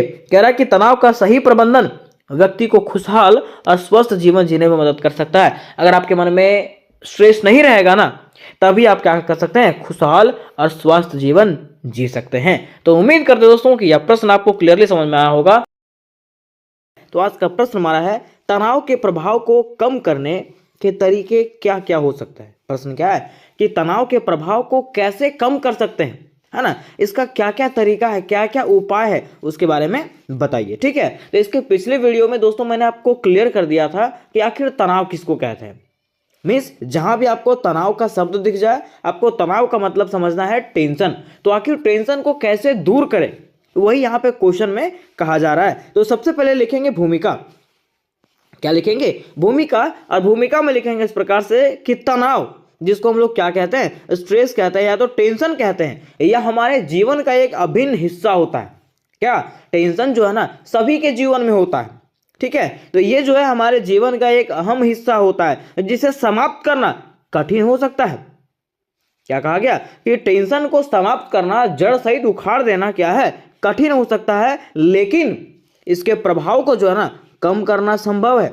इसको जड़ से खत्म नहीं किया जा सकता है, लेकिन इसको कम तो किया जा सकता है। हाँ, कम किया जा सकता है। कह रहा है कि इसे कम करने के लिए कुछ आसान और प्रभावी तरीके अपनाए जा सकते हैं। आइए इन्हें विस्तार से समझते हैं। कह रहा है ना कि इसको कम करने के लिए जो है ना कुछ आसान तरीका और कुछ प्रभावी तरीके को अपनाया जा सकता है, जिससे स्ट्रेस जो है वो कम हो सकता है, जिससे टेंशन कम हो सकता है। तो चलिए हम लोग जानते हैं कि आखिर वो कौन सा तरीका है। तो यहाँ पे लिखा हुआ कि तनाव से मुक्ति के उपाय, अर्थात कह सकते हैं कि तनाव से मुक्ति के तरीके कि आखिर कौन सा तरीका है जिससे हम लोग तनाव से मुक्ति पा सकते हैं। तो कह रहा है कि तनाव को कम करने के लिए और अपने जीवन में शांति और संतुलन बनाए रखने के लिए निम्नलिखित उपाय मददगार है। कि तनाव को अगर कम करना है और अपने जीवन को सुखी शांति से जीना है और संतुलित रखना है, ठीक है, तो हम लोगों को जो है निम्नलिखित उपाय लगाना पड़ेगा। तो आखिर कौन से उपाय हैं। तो पहला है समस्या की पहचान करें। अगर आपको किसी चीज से स्ट्रेस है, किसी चीज से परेशान है आप, तो सबसे पहले ये जाने कि आप परेशान हैं किस चीज से। ठीक है, तो वही कह रहा है कि सबसे पहले यह समझें कि तनाव किस कारण से हो रहा है। सबसे पहले आपको यह समझना है कि आखिर आपको जो तनाव हो रहा है, जो टेंशन हो रहा है, वो किस कारण से हो रहा है। फिर समस्या का पता लगाने के बाद समाधान खोजना आसान हो जाता है। कह रहा है ना कि जब समस्या हम लोगों को पता चल जाता है ना, तब उसका समाधान जो है आसान हो जाता है। जैसे मान लो आप डॉक्टर के पास गए, आपके शरीर में कोई प्रॉब्लम है ना, जब तक डॉक्टर चेक नहीं करेगा, जब तक डॉक्टर नहीं जानेगा कि आपको क्या समस्या है, क्या आपका समस्या ठीक हो पाएगा, नहीं हो पाएगा। ठीक है, लेकिन जब वो आपकी समस्याओं को जान जाएगा तो हो सकता है कि तुरंत आपका समस्या ठीक भी हो जाए। तो वही कह रहा है कि समस्या का सबसे पहले पता लगाना है, और समस्या जब पता लग जाएगा उसके बाद उसका समाधान खोजना जो है क्या हो जाएगा, आसान हो जाएगा। तो पहला आपको काम करना है समस्या का पहचानना। दूसरा, जब आपको समस्या पता चल जाता है तो आपको क्या करना है, नियमित व्यायाम करना है। क्या करना है, नियमित रूप से एक्सरसाइज करना है। वही कह रहा है कि नियमित व्यायाम करने से शरीर में जो है एंडोफ्रिन उसका स्तर बढ़ता है। एंडोफ्रिन का मतलब क्या होता है, एक ऐसा हार्मोन होता है जिसे हैप्पी हार्मोन कहते हैं। क्या कहते हैं, हैप्पी हार्मोन। हैप्पी हार्मोन मतलब आपको अंदर से खुश लगेगा। ठीक है, तो वही कह रहा है कि अगर हम लोग नियमित व्यायाम करते हैं ना, तो इससे जो है ना हमारे शरीर में एंडोफ्रिन हार्मोन बढ़ जाता है, जिससे क्या होता है, हम लोग को तनाव और चिंता जो है वो कम होती है ना। इसीलिए हम लोग को नियमित व्यायाम करना चाहिए। कह रहा है कि यह जो है रक्त संचार को बेहतर बनाता है। अगर हम लोग नियमित व्यायाम करेंगे तो इससे क्या होगा, हमारा रक्त संचार जो है ना बेहतर होगा, और मांसपेशियों में तनाव को कम करता है। ठीक है, मांसपेशियों में जो है ना तनाव जो आता है उसको क्या करता है, ये कम करता है। इसलिए रोजाना व्यायाम करें तथा योग और ध्यान लगाएं, क्योंकि ये जो है ना तनाव को कम करने में बहुत प्रभावी होते हैं। क्या कह रहा है कि इसलिए हम लोग को क्या करना चाहिए, रोज व्यायाम करना चाहिए और ध्यान लगाना चाहिए, ताकि तनाव जो है हम लोगों को कम हो, है ना। अब देखिए इसका उदाहरण यहाँ पे दिया हुआ है। उदाहरण, योग और ध्यान। क्या करें? योग करें और ध्यान करें। मान लीजिए यदि कोई विद्यार्थी परीक्षा के कारण तनाव में है, यदि कोई विद्यार्थी जो है सो परीक्षा के कारण में क्या है, तनाव में है, टेंशन में है, ठीक है, तो उसको जो है ना प्रतिदिन 15 से 20 मिनट अगर वो प्राणायाम करता है, ठीक है, और ध्यान लगाता है ना, तो उसका ध्यान क्या होगा, केंद्रित होगा, एक जगह उसका ध्यान केंद्रित होगा और उसको मन से जो है ना क्या मिलेगा, शांति मिलेगा। तो इस प्रकार से आपका उदाहरण लिखना है ना। फिर देखिए कह रहा है कि तेज चलना या दौड़ना, कि अगर किसी व्यक्ति को ऑफिस के काम के लिए तनाव हो रहा है, अगर किसी व्यक्ति को ऑफिस के काम के लिए तनाव होता है ना, तो सुबह शाम जो उसको 30 मिनट क्या करना चाहिए, पैदल चलना चाहिए। उससे क्या होगा, उसका मानसिक बोझ जो है ना वो हल्का होगा। ठीक है, इस प्रकार से हम लोग तनाव को कम कर सकते हैं। अब यहाँ पे तीसरा उसका उपाय है संतुलित आहार ले। क्या कह रहा है, संतुलित आहार ले। कह रहा है कि तनाव को कम करने के लिए संतुलित आहार लें। अगर आपको स्ट्रेस कम करना है तो उसके लिए क्या करना पड़ेगा, संतुलित आहार लेना पड़ेगा, क्योंकि पौष्टिक भोजन शरीर को ऊर्जा प्रदान करता है। क्योंकि अगर पौष्टिक आहार लेंगे ना, वही हमारे शरीर को क्या करेगा, ऊर्जा प्रदान करेगा और मस्तिष्क के कार्य को सुधारता है। और क्या करता है, हमारे माइंड के कार्य को सुधारता है। उदाहरण के तरीके से देखिएगा, कह रहा है कि यदि कोई व्यक्ति अधिक कैफीन या तो मतलब चाय या तो कॉफी पीता है या तो फिर जंक फूड लेता है, ठीक है, तो क्या है कि यह जो है ना उसकी चिंता को बढ़ा सकता है। मान लीजिए अगर कोई व्यक्ति ज़्यादा चाय पीता है या तो ज़्यादा कॉफ़ी पीता है ना, तो इससे क्या होगा, उसकी चिंता जो है, स्ट्रेस लेवल जो है बढ़ता चला जाएगा। इसके बजाय उसको क्या करना चाहिए, हरी सब्जियां खानी चाहिए, फल खाना चाहिए, नट्स का सेवन करना चाहिए और पर्याप्त पानी का सेवन करना चाहिए। इससे क्या होगा, उसका स्ट्रेस लेवल जो है ना वो कम होगा, मीन्स कह सकते हैं टेंशन लेवल जो है वो कम होगा। फिर चौथा क्या करना चाहिए, तो अपना समय प्रबंधन करें। क्या कह रहा है, अपना समय प्रबंधन करें। कैसे, तो कह रहा है कि काम को प्राथमिकता दें, आपका जो काम है उसको प्राथमिकता दें, है ना, और समय पर पूरा काम करने की कोशिश करें। ठीक है, और जो आपको समय दिया गया है वही समय पे जो है अपने काम को पूरा करने का प्रयास करें तथा एक समय में एक ही काम पर ध्यान दें। और अगर आपको स्ट्रेस हो रहा है ना, तो एक समय में एक ही काम के बारे में सोचें और एक ही काम पे ध्यान दें। जैसे कि उदाहरण के तौर पे यहाँ पर दिया गया कि यदि किसी विद्यार्थी को या तो छात्र को परीक्षा के दौरान तनाव हो रहा है, तो वह टाइम टेबल बना करके हर विषय को समय दे, जिससे क्या होगा कि वह पढ़ाई में संतुलन बना रहेगा। कह रहा है ना कि मान लीजिए अगर कोई विद्यार्थी को एग्जामिनेशन के समय में क्या हो रहा है, तनाव महसूस हो रहा है, टेंशन हो रहा है कि कैसे हम पास करेंगे, तो उसको क्या करना चाहिए, टाइम टेबल बना करके पढ़ना चाहिए, ताकि उसका पढ़ाई जो है संतुलित रहे और उसको स्ट्रेस भी ना आए। फिर पांचवा है अच्छी नींद लें। क्या कह रहा है, अच्छी नींद लें, मीन्स अगर आपको स्ट्रेस को भगाना है, टेंशन को दूर करना है, तो आपको अच्छी नींद भी लेनी पड़ेगी। ठीक है, अब अच्छी नींद कैसे लेंगे, तो आपको 7 से 8 घंटा तक सोना पड़ेगा। कह रहा है कि नींद पूरी ना होने के कारण दिमाग ठीक से काम नहीं करता और हम चिड़चिड़े हो जाते हैं।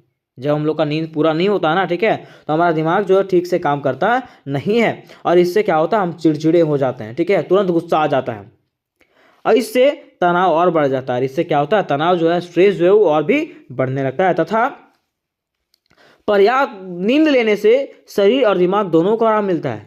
और अगर यहीं पे अगर हम लोग पर्याप्त नींद लेंगे, मतलब अच्छी तरीके से सोएंगे, तो इससे क्या होगा, हमारा शरीर भी शांत रहेगा, हमारा दिमाग भी क्या मिलेगा, शांत मिलेगा और ये इसको आराम मिलेगा। कह रहा है कि उसके साथ साथ अच्छी नींद से याददाश्त, निर्णय लेने की क्षमता और एकाग्रता में सुधार होती है। अगर हम लोग अच्छी नींद लेंगे, इस बढ़िया से सोएंगे, टाइम से सोएंगे, ठीक है, तो इससे क्या होगा, हमारी याददाश्त भी मजबूत होगी, निर्णय लेने की क्षमता हम लोग का मजबूत होगा, ठीक है, और एकाग्रता, किसी चीज को सोचने समझने की शक्ति जो है हम लोग का तेज होगा। इसीलिए हम लोग को पूरी नींद लेनी चाहिए। कह रहा उदाहरण कि यदि कोई विद्यार्थी रात को देर तक जागकर पढ़ाई करता है और पर्याप्त नींद नहीं लेता, तो उसकी एकाग्रता कम हो सकती है। क्या कह रहा है कि अगर कोई विद्यार्थी रात में जो है ना ज़्यादा समय तक पढ़ता है और वो जो है पर्याप्त नींद नहीं ले पाता है, ठीक है, तो क्या हो जाएगा, उसका एकाग्रता जो है ना, सोचने की शक्ति जो है, फोकस करने की शक्ति जो है वो क्या हो जाएगी, कम हो जाएगी। लेकिन वहीं पे अगर वह जो है रोज 7 से 8 घंटा नींद लेगा, तो उसकी पढ़ाई की भी क्षमता क्या होगी, बढ़ेगी, है ना। मतलब नींद आपको पर्याप्त लेना है। आगे कह रहा है कि छठा इसका उपाय है म्यूजिक सुने या तो पसंदीदा शौक अपनाएं। अगर आपको लग रहा है कि हम स्ट्रेस में हैं, हम परेशानी में हैं, ठीक है, तो आपको क्या करना है, अपना पसंद का चीज़ करना है। ठीक है, वही कह रहा है कि जब हम अपने मनपसंद काम को करते हैं तो हमारे दिमाग को क्या मिलता है, खुशी मिलता है। और जब हमारे दिमाग को खुशी मिलेगा तो इससे क्या होगा, हमारा तनाव लेवल जो होता है ना, स्ट्रेस लेवल कम हो जाता है। उदाहरण के तौर पे देखिएगा, कह रहा है कि यदि आप उदास महसूस कर रहे हैं तो अपनी पसंदीदा गाने सुने, किताब पढ़ें, पेंटिंग करें या तो बाहर टहलें। ठीक है, इससे क्या होगा, आपका स्ट्रेस जो है वो कम हो जाएगा। फिर सातवां यहाँ पे कह रहा है सकारात्मक सोच अपनाएं। अगर आपके मन में स्ट्रेस है, टेंशन है, ठीक है, फिर भी आपको क्या करना है, सकारात्मक सोच रखना है, नेगेटिव सोच लाने नहीं देना है, क्योंकि नेगेटिव सोच आएगा इसका मतलब आप टेंशन में जाओगे। वही कह रहा है कि आपके मन में सकारात्मक विचार रखें। अपने मन में क्या करना है, सकारात्मक विचार ही रखना है, तथा अतीत की गलतियों को भूल करके वर्तमान पर ध्यान दें। और अतीत की गलती मतलब पास्ट में जो गलती हो गया आपसे, उसको याद करके ना पछताएं, ठीक है, उसको भूल जाएं और वर्तमान पे ध्यान दें। कह रहा है कि सकारात्मक सोच रखने से मुश्किल परिस्थितियों को बेहतर तरीके से संभालने में मदद मिलती है। कह रहा है ना कि अगर हम लोग का सोच जो है वो सकारात्मक रहेगा, पॉजिटिव रहेगा, तो इससे क्या होगा, हम हर परिस्थिति को बेहतर तरीके से क्या कर सकते हैं, संभाल सकते हैं।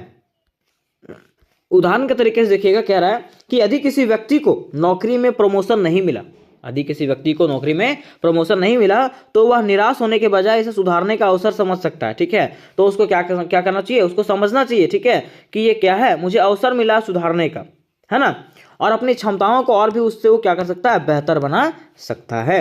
इसीलिए हम लोग को अपने मन में हमेशा पॉजिटिव थिंकिंग रखना चाहिए। ऐसा नहीं कि वो हमको नहीं दिया तो काहे नहीं दिया, ऐसा नहीं सोचना है। ठीक है, फिर आठवां है समस्याओं को बांटें।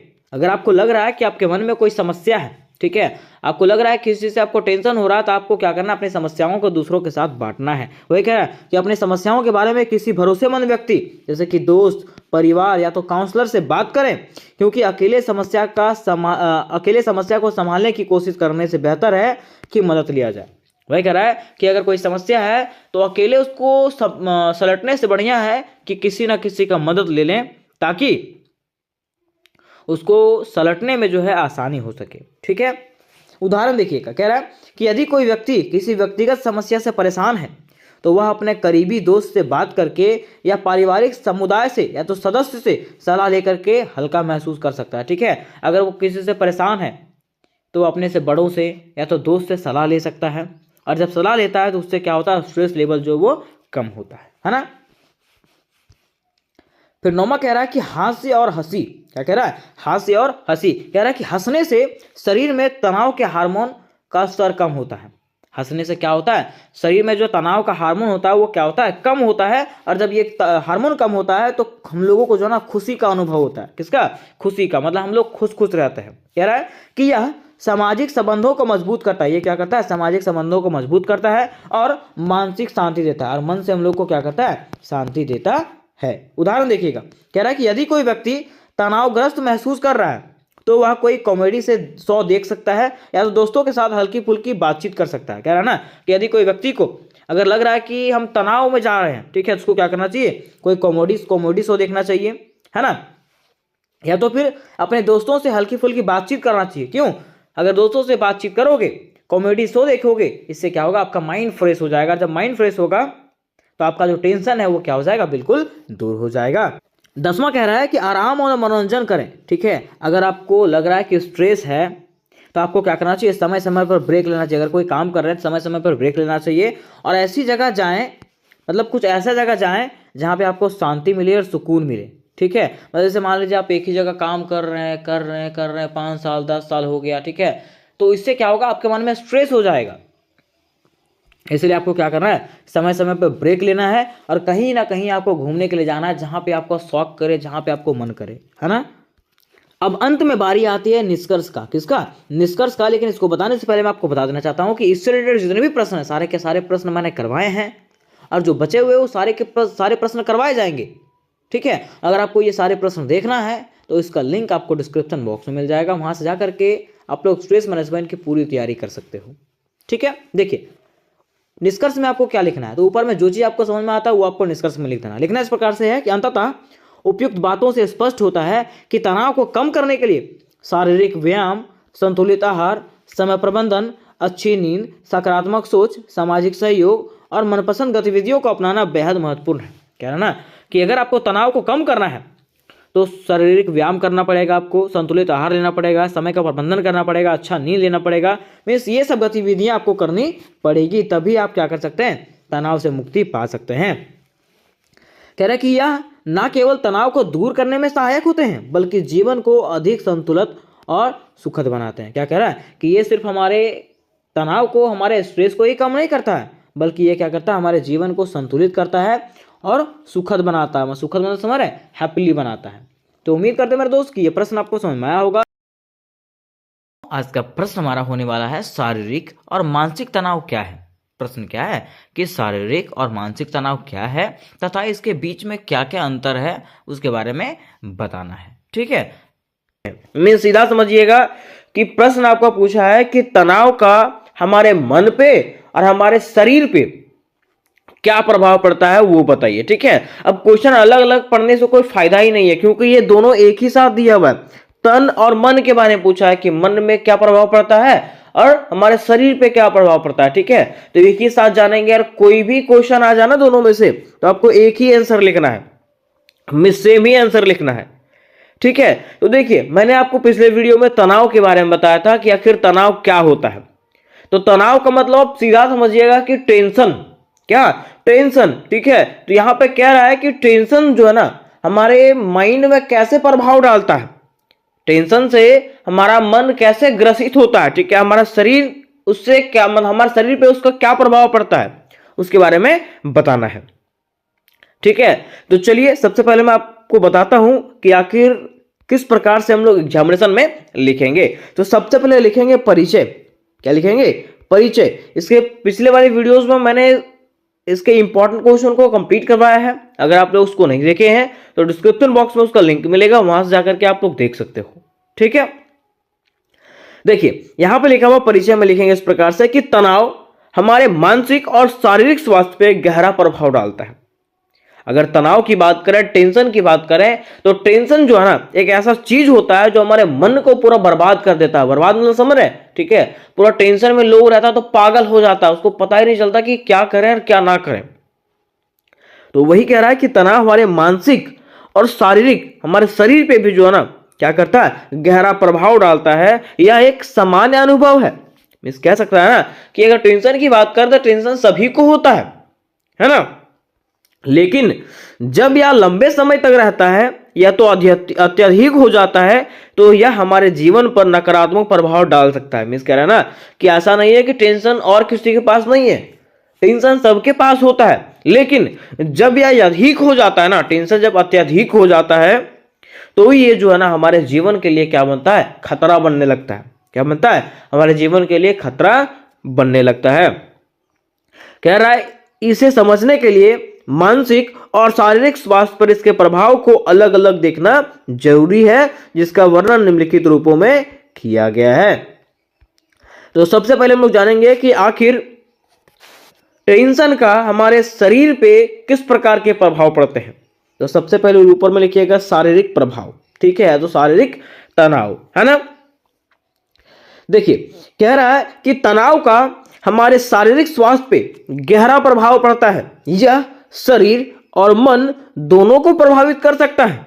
तनाव जब लंबे समय तक बना रहता है तो यह कई बीमारियों और समस्याओं का कारण बन सकता है। क्या कह रहा है कि तनाव की अगर बात करें, तनाव अगर लंबे समय तक बना रहता है, मींस टेंशन अगर लंबे समय तक बना रहता है तो ये जो है ना कई बीमारियों का हम लोग को घेर सकता है,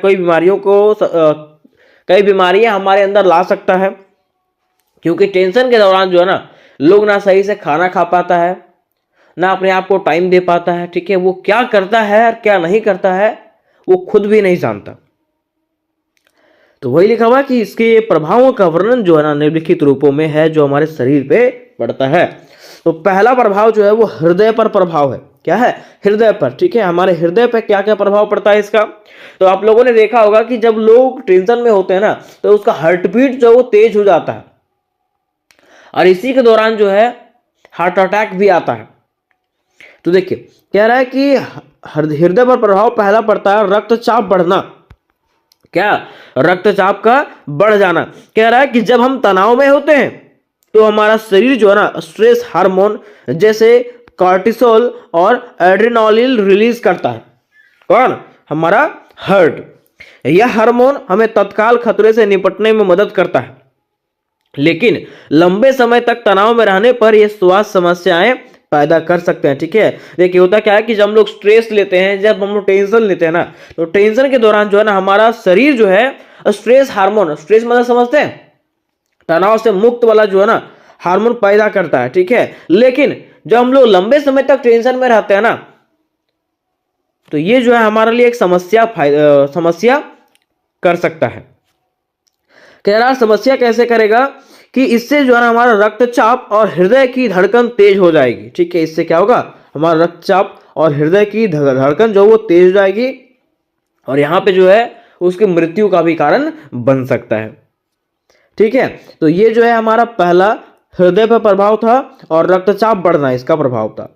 दूसरा इसका प्रभाव कह रहा है कि हृदय रोग का खतरा।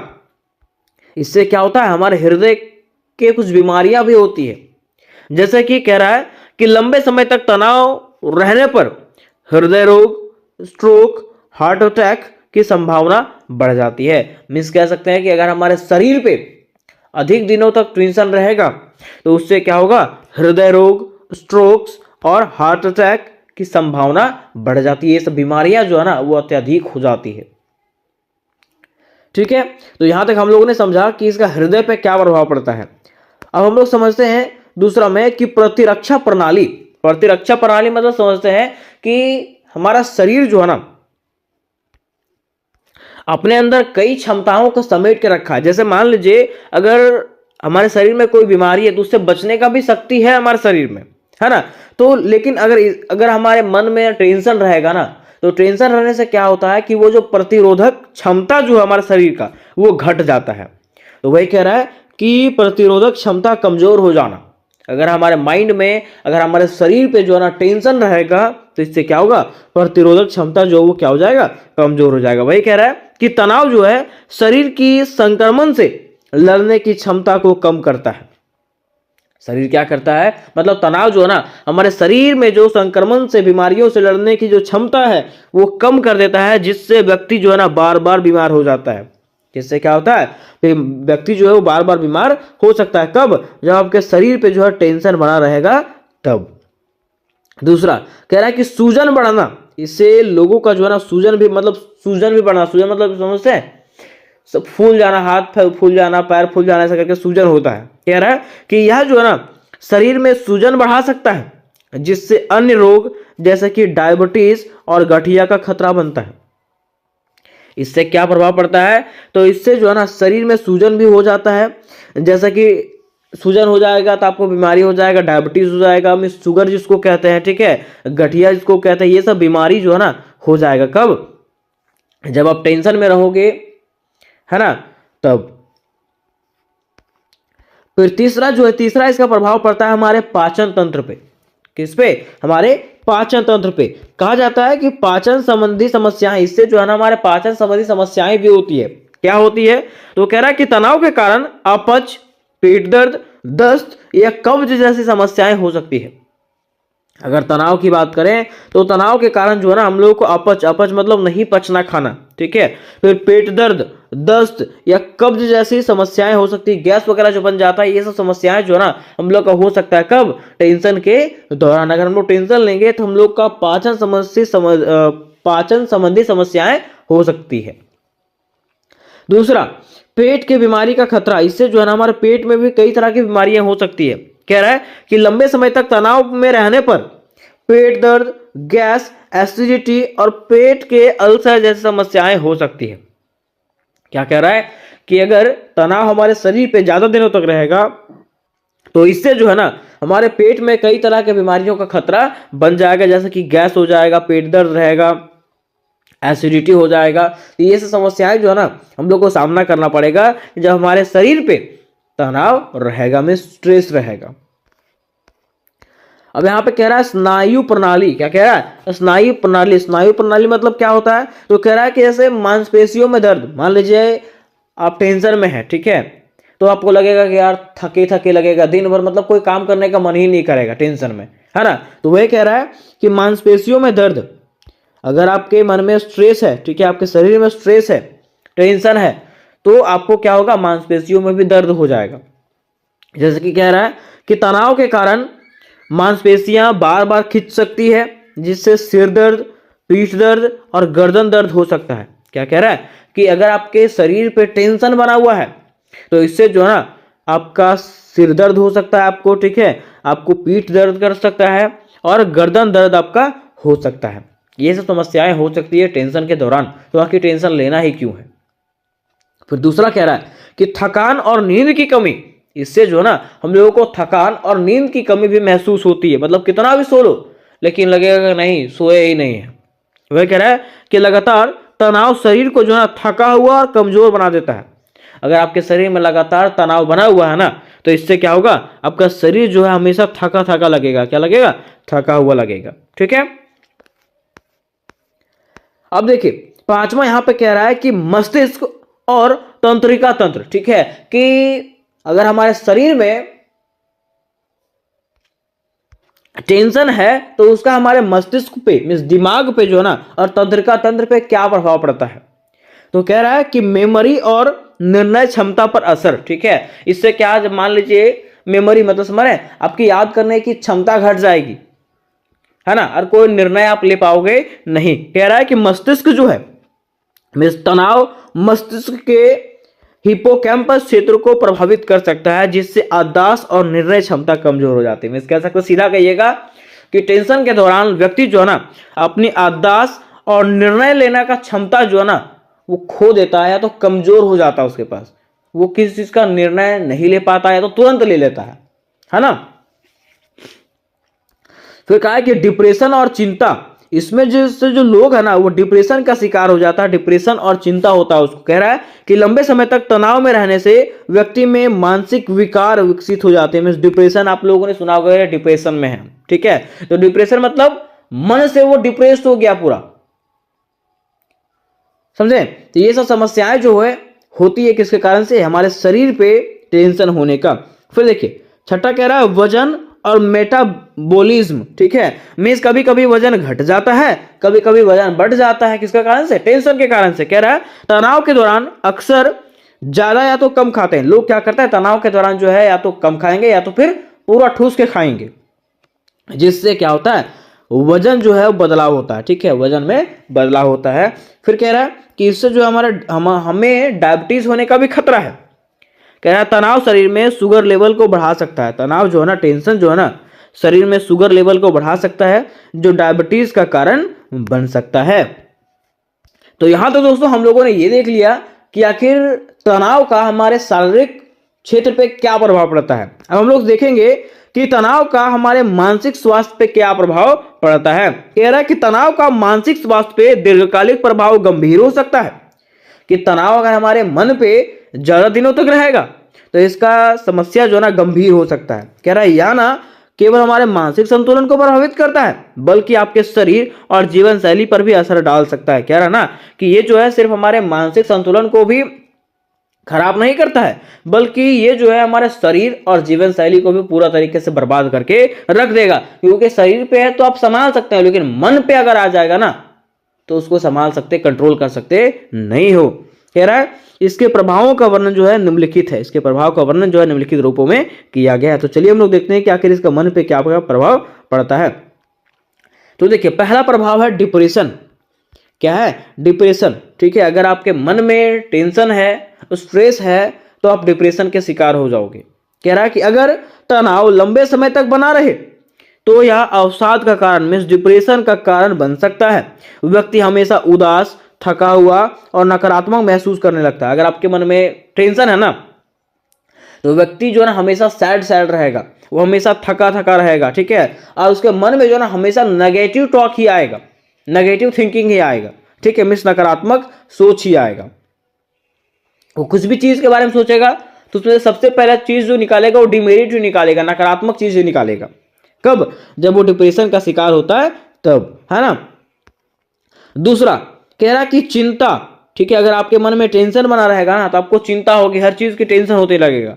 कह रहा लगातार तनाव के कारण व्यक्ति हर छोटी बात पर जो है ना टेंशन लेने लगता है, चिंता करने लगता है। उसे डर, घबराहट और बेचैनी होती है। कब, जब उसके मन में टेंशन होता है तब। ठीक है, फिर कह रहा है नींद की समस्या, इससे जो है ना हम लोगों को नींद की भी समस्याएं होती है। कह रहा है तनाव के कारण नींद प्रभावित होती है, व्यक्ति या तो सो नहीं पाता या तो फिर रात भर जागता रहता है। किसके कारण से? तनाव के कारण से उसको उसका नींद जो है वो पूरा हो पाता नहीं है, जिससे उसको थकावट और चिड़चिड़ापन बढ़ सकता है। जिससे क्या हो जाएगा, उसका थकावट बढ़ जाएगा, और थकावट बढ़ेगा तो चिड़चिड़ापन जो है ना उसको लगेगा। कब? जब उसके मन में अधिक समय तक टेंशन रहेगा तब। चौथा हमारा है स्मरण शक्ति कमजोर होना। स्मरण मतलब समझ है, याद करने की शक्ति जो कमजोर हो जाना, याददाश्त कमजोर हो जाना। वही कह रहा है कि तनाव मस्तिष्क के काम करने की क्षमता पर असर डाल सकता है। इससे व्यक्ति की याददाश्त कमजोर हो जाती है और उसे चीजें याद रखने में परेशानी होती है। मिस कह रहा है ना कि यह जो हमारे मस्तिष्क पे प्रभाव डालता है, और लोगों का जो है ना इससे क्या होता है, याद करने की क्षमता जो है वो घट जाती है। ठीक है, ये हमारा चौथा प्रभाव हो गया। पांचवा प्रभाव है स्वास्थ्य में बदलाव। हमारे स्वास्थ्य में भी कई बदलाव होते हैं। जैसा कि कह रहा है कि तनाव ग्रसित व्यक्ति का स्वभाव बदल सकता है। जो तनाव से ग्रसित व्यक्ति है उसका स्वभाव जो है ना वो बदल सकता है। जैसे वह गुस्सैल हो जाएगा, चिड़चिड़ा हो जाएगा, दूसरों से दूर रहने लगेगा। मीन्स कब वो गुस्सा हो जाएगा किसी को पता ही नहीं चलेगा। कब कब वो मतलब अगर आप उससे बात करें तो वो चिड़चिड़ा से बात करेगा। कब? जब उसके मन में स्ट्रेस रहेगा तब। नेक्स्ट पॉइंट में कहा गया है कि शारीरिक स्वास्थ्य पर प्रभाव। आखिर हमारे ये शरीर पे क्या प्रभाव डालता है? तो कह रहा है कि तनाव केवल मानसिक नहीं बल्कि शारीरिक समस्याएं भी लाता है। कह रहा है ना कि तनाव जो है ना सिर्फ हमारे मन पे ही प्रभाव नहीं डालता है, ठीक है, बल्कि हमारे शरीर पे भी समस्याएं करता है। जैसे कि सिर दर्द होता है, पेट की समस्याएं होती है, हाई ब्लड प्रेशर होता है, हृदय रोग होता है। ये सब समस्याएं जो है ना होती है कब? जब हमारे मन में और शरीर में टेंशन रहेगा तब। ठीक है, तो आखिर टेंशन लेना है क्या? टेंशन लेना नहीं है, क्योंकि अगर आप टेंशन ले रहे हो तो आपका जिंदगी ऐसे ही बर्बाद हो जाएगा। ठीक है, अब देखिए हमारा प्रश्न इस प्रकार से है कि शारीरिक और मानसिक तनाव के बीच में अंतर। प्रश्न क्या है कि शारीरिक और मानसिक तनाव के बीच में क्या क्या अंतर है उसके बारे में बताइए। तो उसके बीच में जो अंतर है ना उसको निम्नलिखित रूपों में बताया गया है। सबसे पहले इसका अंतर जो परिभाषा के रूप में दिखाया गया है। अब देखिए यहाँ पे दोनों चीज़ दिया हुआ है, शारीरिक तनाव और मानसिक तनाव। ठीक है, शारीरिक तनाव का परिभाषा यहाँ पे दिया हुआ और मानसिक तनाव का परिभाषा। कह रहा है कि जो तनाव, जो टेंशन हमारे शरीर पे पड़ता है उसको शारीरिक तनाव कहते हैं, और जो टेंशन हमारे मन पे पड़ता है उसको हम लोग मानसिक तनाव कहते हैं। अब शरीर पे कौन सा तनाव पड़ता है? जैसे कि मांसपेशियों में खिंचाव आना, सिर दर्द होना, थकान होना। ठीक है, ये सब शारीरिक तनाव है।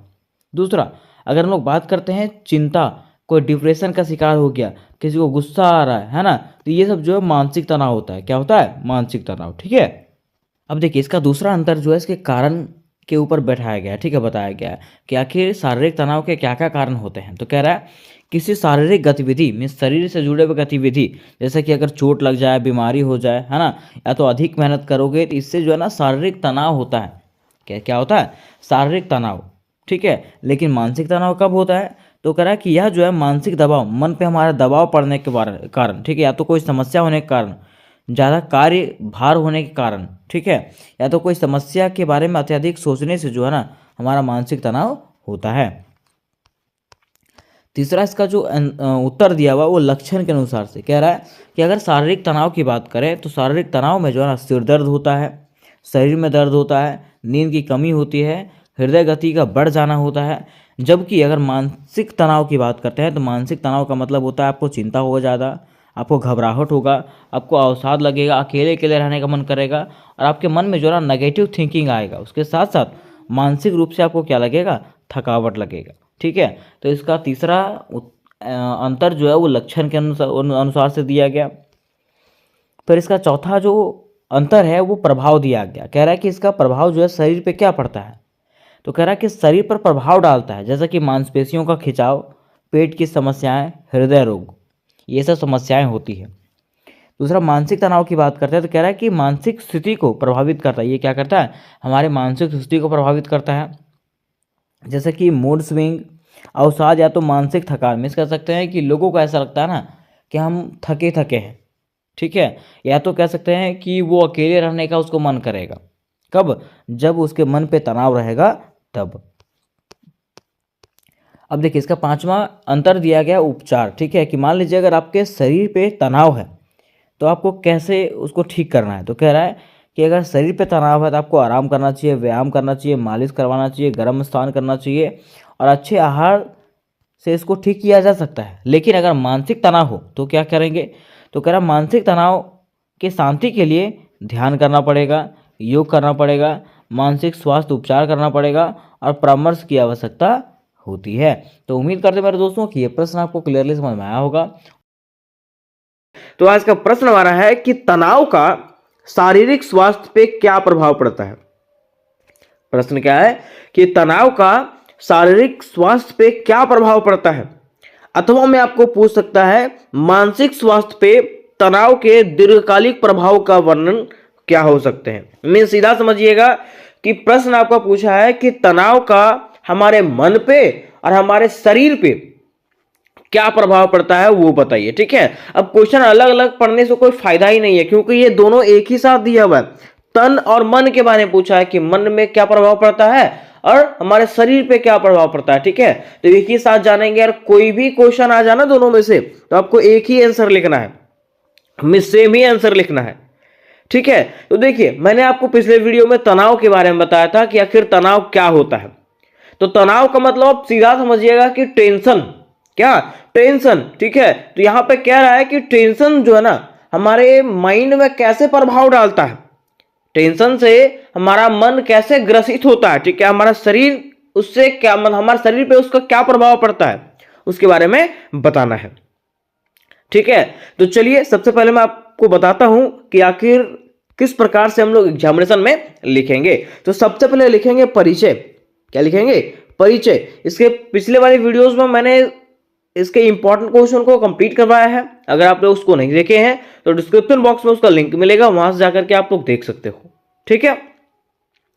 देखिए यहां पे लिखा हुआ परिचय में लिखेंगे इस प्रकार से कि तनाव हमारे मानसिक और शारीरिक स्वास्थ्य पे गहरा प्रभाव डालता है।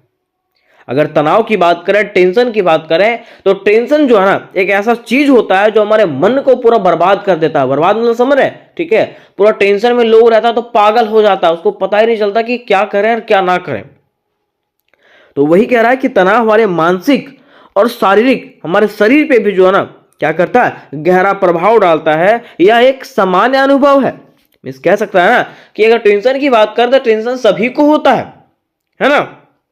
लेकिन जब यह लंबे समय तक रहता है या तो अत्यधिक हो जाता है तो यह हमारे जीवन पर नकारात्मक प्रभाव डाल सकता है। मिस कह रहा है ना कि ऐसा नहीं है कि टेंशन और किसी के पास नहीं है, टेंशन सबके पास होता है, लेकिन जब यह अधिक हो जाता है ना, टेंशन जब अत्यधिक हो जाता है तो ये जो है ना हमारे जीवन के लिए क्या बनता है, खतरा बनने लगता है। क्या बनता है, हमारे जीवन के लिए खतरा बनने लगता है।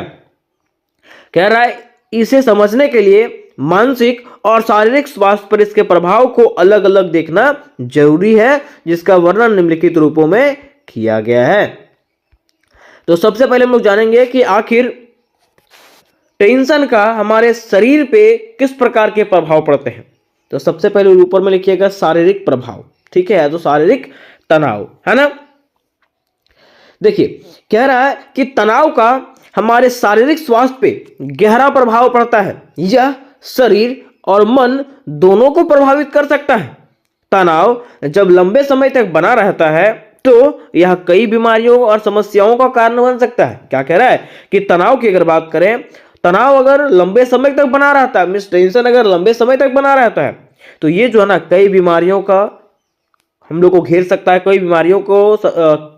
कई बीमारियां हमारे अंदर ला सकता है।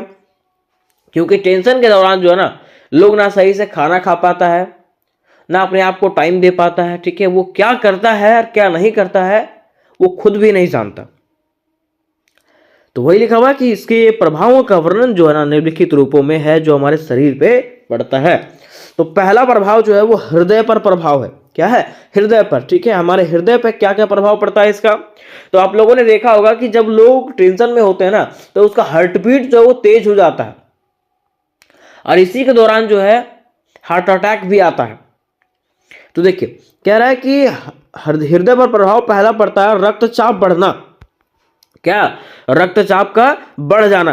कह रहा है कि जब हम तनाव में होते हैं तो हमारा शरीर जो है ना स्ट्रेस हार्मोन जैसे कॉर्टिसोल और एड्रेनालिन रिलीज करता है। कौन? हमारा हार्ट। यह हार्मोन हमें तत्काल खतरे से निपटने में मदद करता है, लेकिन लंबे समय तक तनाव में रहने पर यह स्वास्थ्य समस्याएं पैदा कर सकते हैं। ठीक है, देखिए होता क्या है कि जब हम लोग स्ट्रेस लेते हैं, जब हम लोग टेंशन लेते हैं ना, तो टेंशन के दौरान जो है ना हमारा शरीर जो है स्ट्रेस हार्मोन, स्ट्रेस मतलब समझते हैं तनाव से मुक्त वाला जो है ना हार्मोन पैदा करता है। ठीक है, लेकिन जब हम लोग लंबे समय तक टेंशन में रहते हैं ना, तो ये जो है हमारे लिए एक समस्या कर सकता है। कह रहा समस्या कैसे करेगा कि इससे जो है ना हमारा रक्तचाप और हृदय की धड़कन तेज हो जाएगी। ठीक है, इससे क्या होगा, हमारा रक्तचाप और हृदय की धड़कन जो वो तेज हो जाएगी, और यहाँ पे जो है उसकी मृत्यु का भी कारण बन सकता है। ठीक है, तो ये जो है हमारा पहला हृदय पर प्रभाव था और रक्तचाप बढ़ना इसका प्रभाव था। दूसरा इसका प्रभाव कह रहा है कि हृदय रोग का खतरा। इससे क्या होता है, हमारे हृदय के कुछ बीमारियां भी होती है, जैसे कि कह रहा है कि लंबे समय तक तनाव रहने पर हृदय रोग, स्ट्रोक, हार्ट अटैक की संभावना बढ़ जाती है।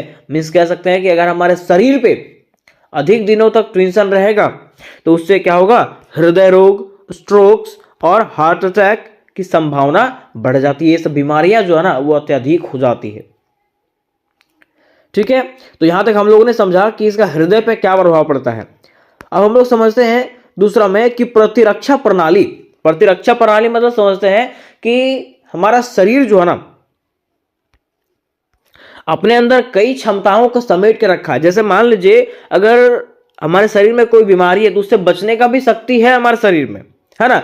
तो लेकिन अगर हमारे मन में टेंशन रहेगा ना, तो टेंशन रहने से क्या होता है कि वो जो प्रतिरोधक क्षमता जो है हमारे शरीर का वो घट जाता है।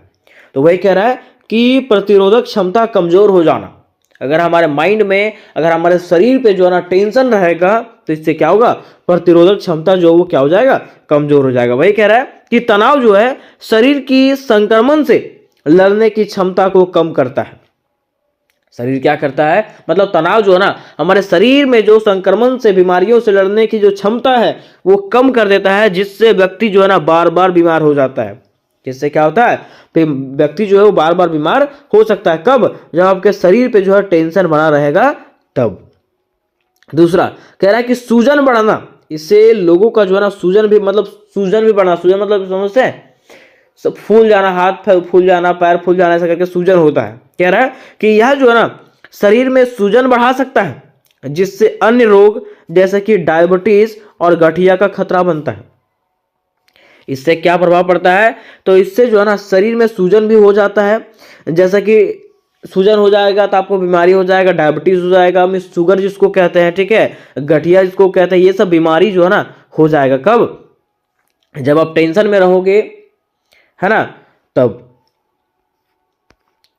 फिर तीसरा इसका प्रभाव पड़ता है हमारे पाचन तंत्र पे। किस पे? हमारे पाचन तंत्र पे। कहा जाता है कि पाचन संबंधी समस्याएं, इससे जो है ना हमारे पाचन संबंधी समस्याएं भी होती है। क्या होती है? तो कह रहा है कि तनाव के कारण अपच, पेट दर्द, दस्त या कब्ज जैसी समस्याएं हो सकती है। अगर तनाव की बात करें तो तनाव के कारण जो है ना हम लोगों को अपच मतलब नहीं पचना खाना, ठीक है, फिर पेट दर्द, दस्त या कब्ज जैसी समस्याएं हो सकती है। गैस वगैरह जो बन जाता है, ये सब समस्याएं जो है ना हम लोग का हो सकता है। कब? टेंशन के दौरान। अगर हम लोग टेंशन लेंगे तो हम लोग का पाचन संबंधी समस्याएं हो सकती है। दूसरा, पेट की बीमारी का खतरा। इससे जो है ना हमारे पेट में भी कई तरह की बीमारियां हो सकती है। कह रहा है कि लंबे समय तक तनाव में रहने पर पेट दर्द, गैस, एसिडिटी और पेट के अल्सर जैसी समस्याएं हो सकती है। क्या कह रहा है कि अगर तनाव हमारे शरीर पे ज्यादा दिनों तक रहेगा तो इससे जो है ना हमारे पेट में कई तरह के बीमारियों का खतरा बन जाएगा, जैसे कि गैस हो जाएगा, पेट दर्द रहेगा, एसिडिटी हो जाएगा। तो ये सब समस्याएं जो है ना हम लोग को सामना करना पड़ेगा जब हमारे शरीर पे तनाव रहेगा, में स्ट्रेस रहेगा। अब यहां पे कह रहा है स्नायु प्रणाली। क्या कह रहा है? स्नायु प्रणाली। स्नायु प्रणाली मतलब क्या होता है? तो कह रहा है कि जैसे मांसपेशियों में दर्द, मान लीजिए आप टेंशन में है, ठीक है, तो आपको लगेगा कि यार थके थके लगेगा, दिन भर मतलब कोई काम करने का मन ही नहीं करेगा टेंशन में, है ना। तो वह कह रहा है कि मांसपेशियों में दर्द, अगर आपके मन में स्ट्रेस है, ठीक है, आपके शरीर में स्ट्रेस है, टेंशन है, तो आपको क्या होगा, मांसपेशियों में भी दर्द हो जाएगा।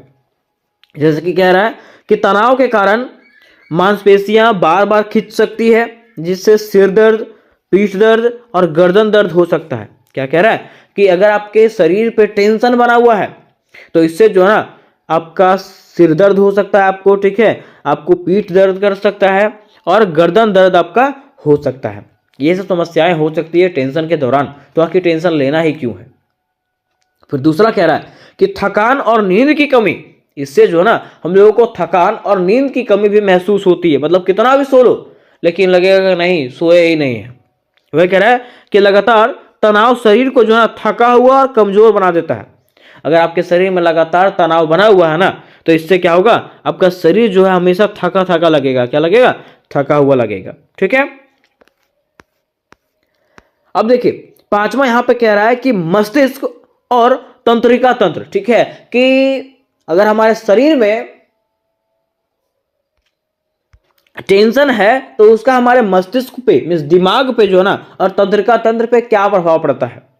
तो कह रहा है कि मेमोरी और निर्णय क्षमता पर असर, ठीक है। इससे क्या, जब मान लीजिए मेमोरी मतलब समझ रहे हैं, आपकी याद करने की क्षमता घट जाएगी, है ना, और कोई निर्णय आप ले पाओगे नहीं। कह रहा है कि मस्तिष्क जो है, मीन्स तनाव मस्तिष्क के हिपोकैम्पस क्षेत्र को प्रभावित कर सकता है, जिससे याददाश्त और निर्णय क्षमता कमजोर हो जाती है। मीन्स कह सकते, सीधा कहिएगा कि टेंशन के दौरान व्यक्ति जो है ना अपनी याददाश्त और निर्णय लेने का क्षमता जो है ना वो खो देता है, या तो कमजोर हो जाता है उसके पास, वो किसी चीज का निर्णय नहीं ले पाता है तो तुरंत ले लेता है ना।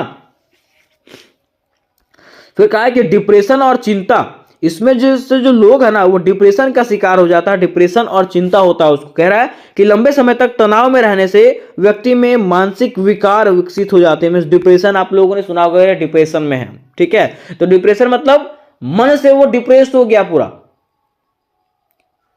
समझे। तो ये सब समस्याएं जो है होती है किसके कारण से, हमारे शरीर पे टेंशन होने का। फिर देखिए छठा कह रहा है वजन और मेटाबॉलिज्म, ठीक है। मींस कभी कभी वजन घट जाता है, कभी कभी वजन बढ़ जाता है, किसके कारण से, टेंशन के कारण से। कह रहा है तनाव के दौरान अक्सर ज्यादा या तो कम खाते हैं लोग। क्या करते हैं तनाव के दौरान जो है या तो कम खाएंगे या तो फिर पूरा ठूस के खाएंगे, जिससे क्या होता है वजन जो है वो बदलाव होता है, ठीक है, वजन में बदलाव होता है। फिर कह रहा है कि इससे जो हमें डायबिटीज होने का भी खतरा है। कह रहा है तनाव शरीर में शुगर लेवल को बढ़ा सकता है। तनाव जो है ना, टेंशन जो है ना शरीर में शुगर लेवल को बढ़ा सकता है, जो डायबिटीज का कारण बन सकता है। तो यहां तो दोस्तों हम लोगों ने ये देख लिया कि आखिर तनाव का हमारे शारीरिक क्षेत्र पे क्या प्रभाव पड़ता है। अब हम लोग देखेंगे कि तनाव का हमारे मानसिक स्वास्थ्य पे क्या प्रभाव पड़ता है। कह रहा है कि तनाव का मानसिक स्वास्थ्य पे दीर्घकालिक प्रभाव गंभीर हो सकता है। कि तनाव अगर हमारे मन पे ज्यादा दिनों तक रहेगा तो इसका समस्या जो है ना गंभीर हो सकता है। कह रहा है या ना केवल हमारे मानसिक संतुलन को प्रभावित करता है, बल्कि आपके शरीर और जीवन शैली पर भी असर डाल सकता है। कह रहा है ना कि ये जो है सिर्फ हमारे मानसिक संतुलन को भी खराब नहीं करता है, बल्कि ये जो है हमारे शरीर और जीवन शैली को भी पूरा तरीके से बर्बाद करके रख देगा। क्योंकि शरीर पे है तो आप संभाल सकते हैं, लेकिन मन पे अगर आ जाएगा ना तो उसको संभाल सकते, कंट्रोल कर सकते नहीं हो। कह रहा है इसके प्रभावों का वर्णन जो है निम्नलिखित है, इसके प्रभाव का वर्णन जो है निम्नलिखित रूपों में किया गया है। तो चलिए हम लोग देखते हैं कि आखिर इसका मन पे क्या प्रभाव पड़ता है। तो देखिए पहला प्रभाव है डिप्रेशन। क्या है, डिप्रेशन, ठीक है। अगर आपके मन में टेंशन है, स्ट्रेस है, तो आप डिप्रेशन के शिकार हो जाओगे। कह रहा है कि अगर तनाव लंबे समय तक बना रहे तो यह अवसाद का कारण, मीन्स डिप्रेशन का कारण बन सकता है। व्यक्ति हमेशा उदास, थका हुआ और नकारात्मक महसूस करने लगता है। अगर आपके मन में टेंशन है ना तो व्यक्ति जो है ना हमेशा सैड रहेगा, वो हमेशा थका रहेगा, ठीक है। और उसके मन में जो है ना हमेशा नेगेटिव टॉक ही आएगा, नेगेटिव थिंकिंग ही आएगा, ठीक है, मीन्स नकारात्मक सोच ही आएगा। वो कुछ भी चीज के बारे में सोचेगा तो उसमें सबसे पहला चीज जो निकालेगा वो डिमेरिट ही निकालेगा, नकारात्मक चीज ही निकालेगा। कब, जब वो डिप्रेशन का शिकार होता है तब, है ना। दूसरा कह रहा कि चिंता, ठीक है। अगर आपके मन में टेंशन बना रहेगा ना तो आपको चिंता होगी, हर चीज की टेंशन होते लगेगा। कह रहा लगातार तनाव के कारण व्यक्ति हर छोटी बात पर जो है ना टेंशन लेने लगता है, चिंता करने लगता है, उसे डर, घबराहट और बेचैनी होती है। कब? जब उसके मन में टेंशन होता है तब। ठीक है, फिर कह रहा है नींद की समस्या। इससे जो है ना हम लोगों को नींद की भी समस्याएं होती है। कह रहा है तनाव के कारण नींद प्रभावित होती है। व्यक्ति या तो सो नहीं पाता या तो फिर रात भर जागता रहता है। किसके कारण से? तनाव के कारण से उसको उसका नींद जो है वो पूरा हो पाता नहीं है, जिससे उसको थकावट और चिड़चिड़ापन बढ़ सकता है। जिससे क्या हो जाएगा? उसका थकावट बढ़ जाएगा, और थकावट बढ़ेगा तो चिड़चिड़ापन जो है ना उसको लगेगा। कब? जब उसके मन में अधिक समय तक टेंशन रहेगा तब।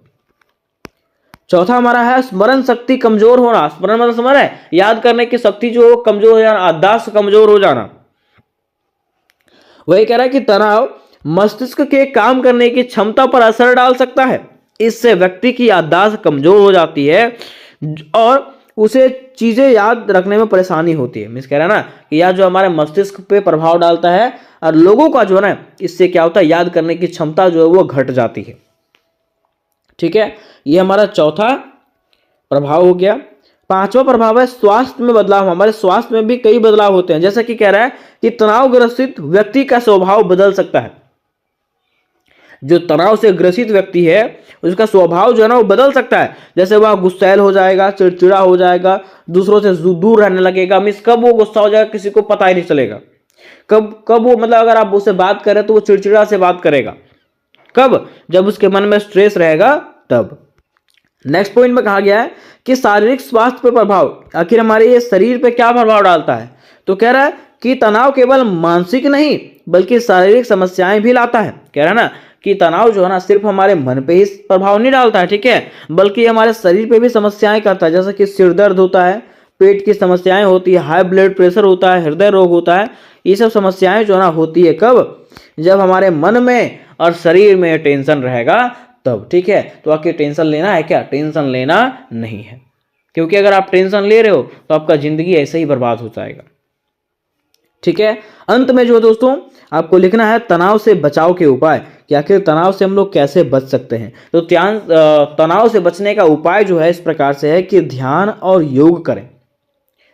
आपको क्या करना है? सुबह सुबह जो है योगा करना है। ठीक है, योगा करने से जो है आप तनाव मुक्त रहोगे, आपका माइंड जो फ्रेश लगेगा। दूसरा फिर कह रहा है कि नियमित रूप से व्यायाम करें। मान लीजिए अगर आप व्यायाम कर रहे हैं, योगा कर रहे हैं, ठीक है, तो ऐसा नहीं कि एक दिन किए और छोड़ दिए, तो नहीं, नियमित रूप से आपको करना है, लगातार करना है, प्रत्येक दिन करना है। ठीक है, तीसरा कह रहा है अपनी भावनाओं को किसी से साझा करें। ठीक है, आपके मन में जो भावना है ना उसको किसी और के साथ साझा करें, तभी आपका मन हल्का हल्का लगेगा, नहीं तो आपका मन पूरा भारी भारी लगेगा। ठीक है, चौथा पर्याप्त नींद लें। ठीक है, नींद पूरा होना चाहिए। अगर नींद पूरा नहीं होगा ना तो टेंशन बना हुआ रहेगा शरीर पे। पांचवा कह रहा है संतुलित और पौष्टिक आहार लें। ठीक है, आपको क्या करना है? संतुलित आहार लेना है, पौष्टिक डाइट ही खाना है। ऐसा नहीं कि कुछ भी चीज़ खाना है, सो चाउमीन हो गया, ये हो गया, फलना ढकना, कुछ नहीं खाना है। ठीक है, मतलब जो संतुलित आहार है, पौष्टिक आहार है, वही खाना है आपको। ठीक है, नेक्स्ट कह रहा है कि तनाव पैदा करने वाले कारणों को पहचाने और उसे कम करने की कोशिश करें। मीन्स आपको देखना है कि हमको किसके कारण से ज़्यादा टेंशन होता है। जिसके कारण से आपको ज़्यादा टेंशन हो रहा है उसको कम करने की कोशिश आपको करनी है। तो ये सब कार्य जो है ना आप करके क्या कर सकते हो दोस्तों? तो तनाव से बच सकते हो। यहाँ पे कह रहा है कि अगर तनाव बहुत ज़्यादा हो तो ये जो है ना हम लोगों को जो है मनोचिकित्सक से सलाह लेना चाहिए। तनाव को लंबे समय तक संभालना जरूरी नहीं है। मतलब कह रहा है कि तनाव को समय रहते संभालना जरूरी है ताकि यह आपकी जिंदगी को बुरा प्रभाव ना डाले। तो उम्मीद करते हैं दोस्तों कि यह प्रश्न आपको समझ में आया होगा, और अगर यह प्रश्न आपको समझ में आ गया होगा तो वीडियो को लाइक करिए, अपने दोस्तों के साथ शेयर करिए और चैनल को भी सब्सक्राइब करके अवश्य रख लीजिए। तो मिलता है नेक्स्ट वीडियो में, तब तक के लिए जय हिंद, जय भारत।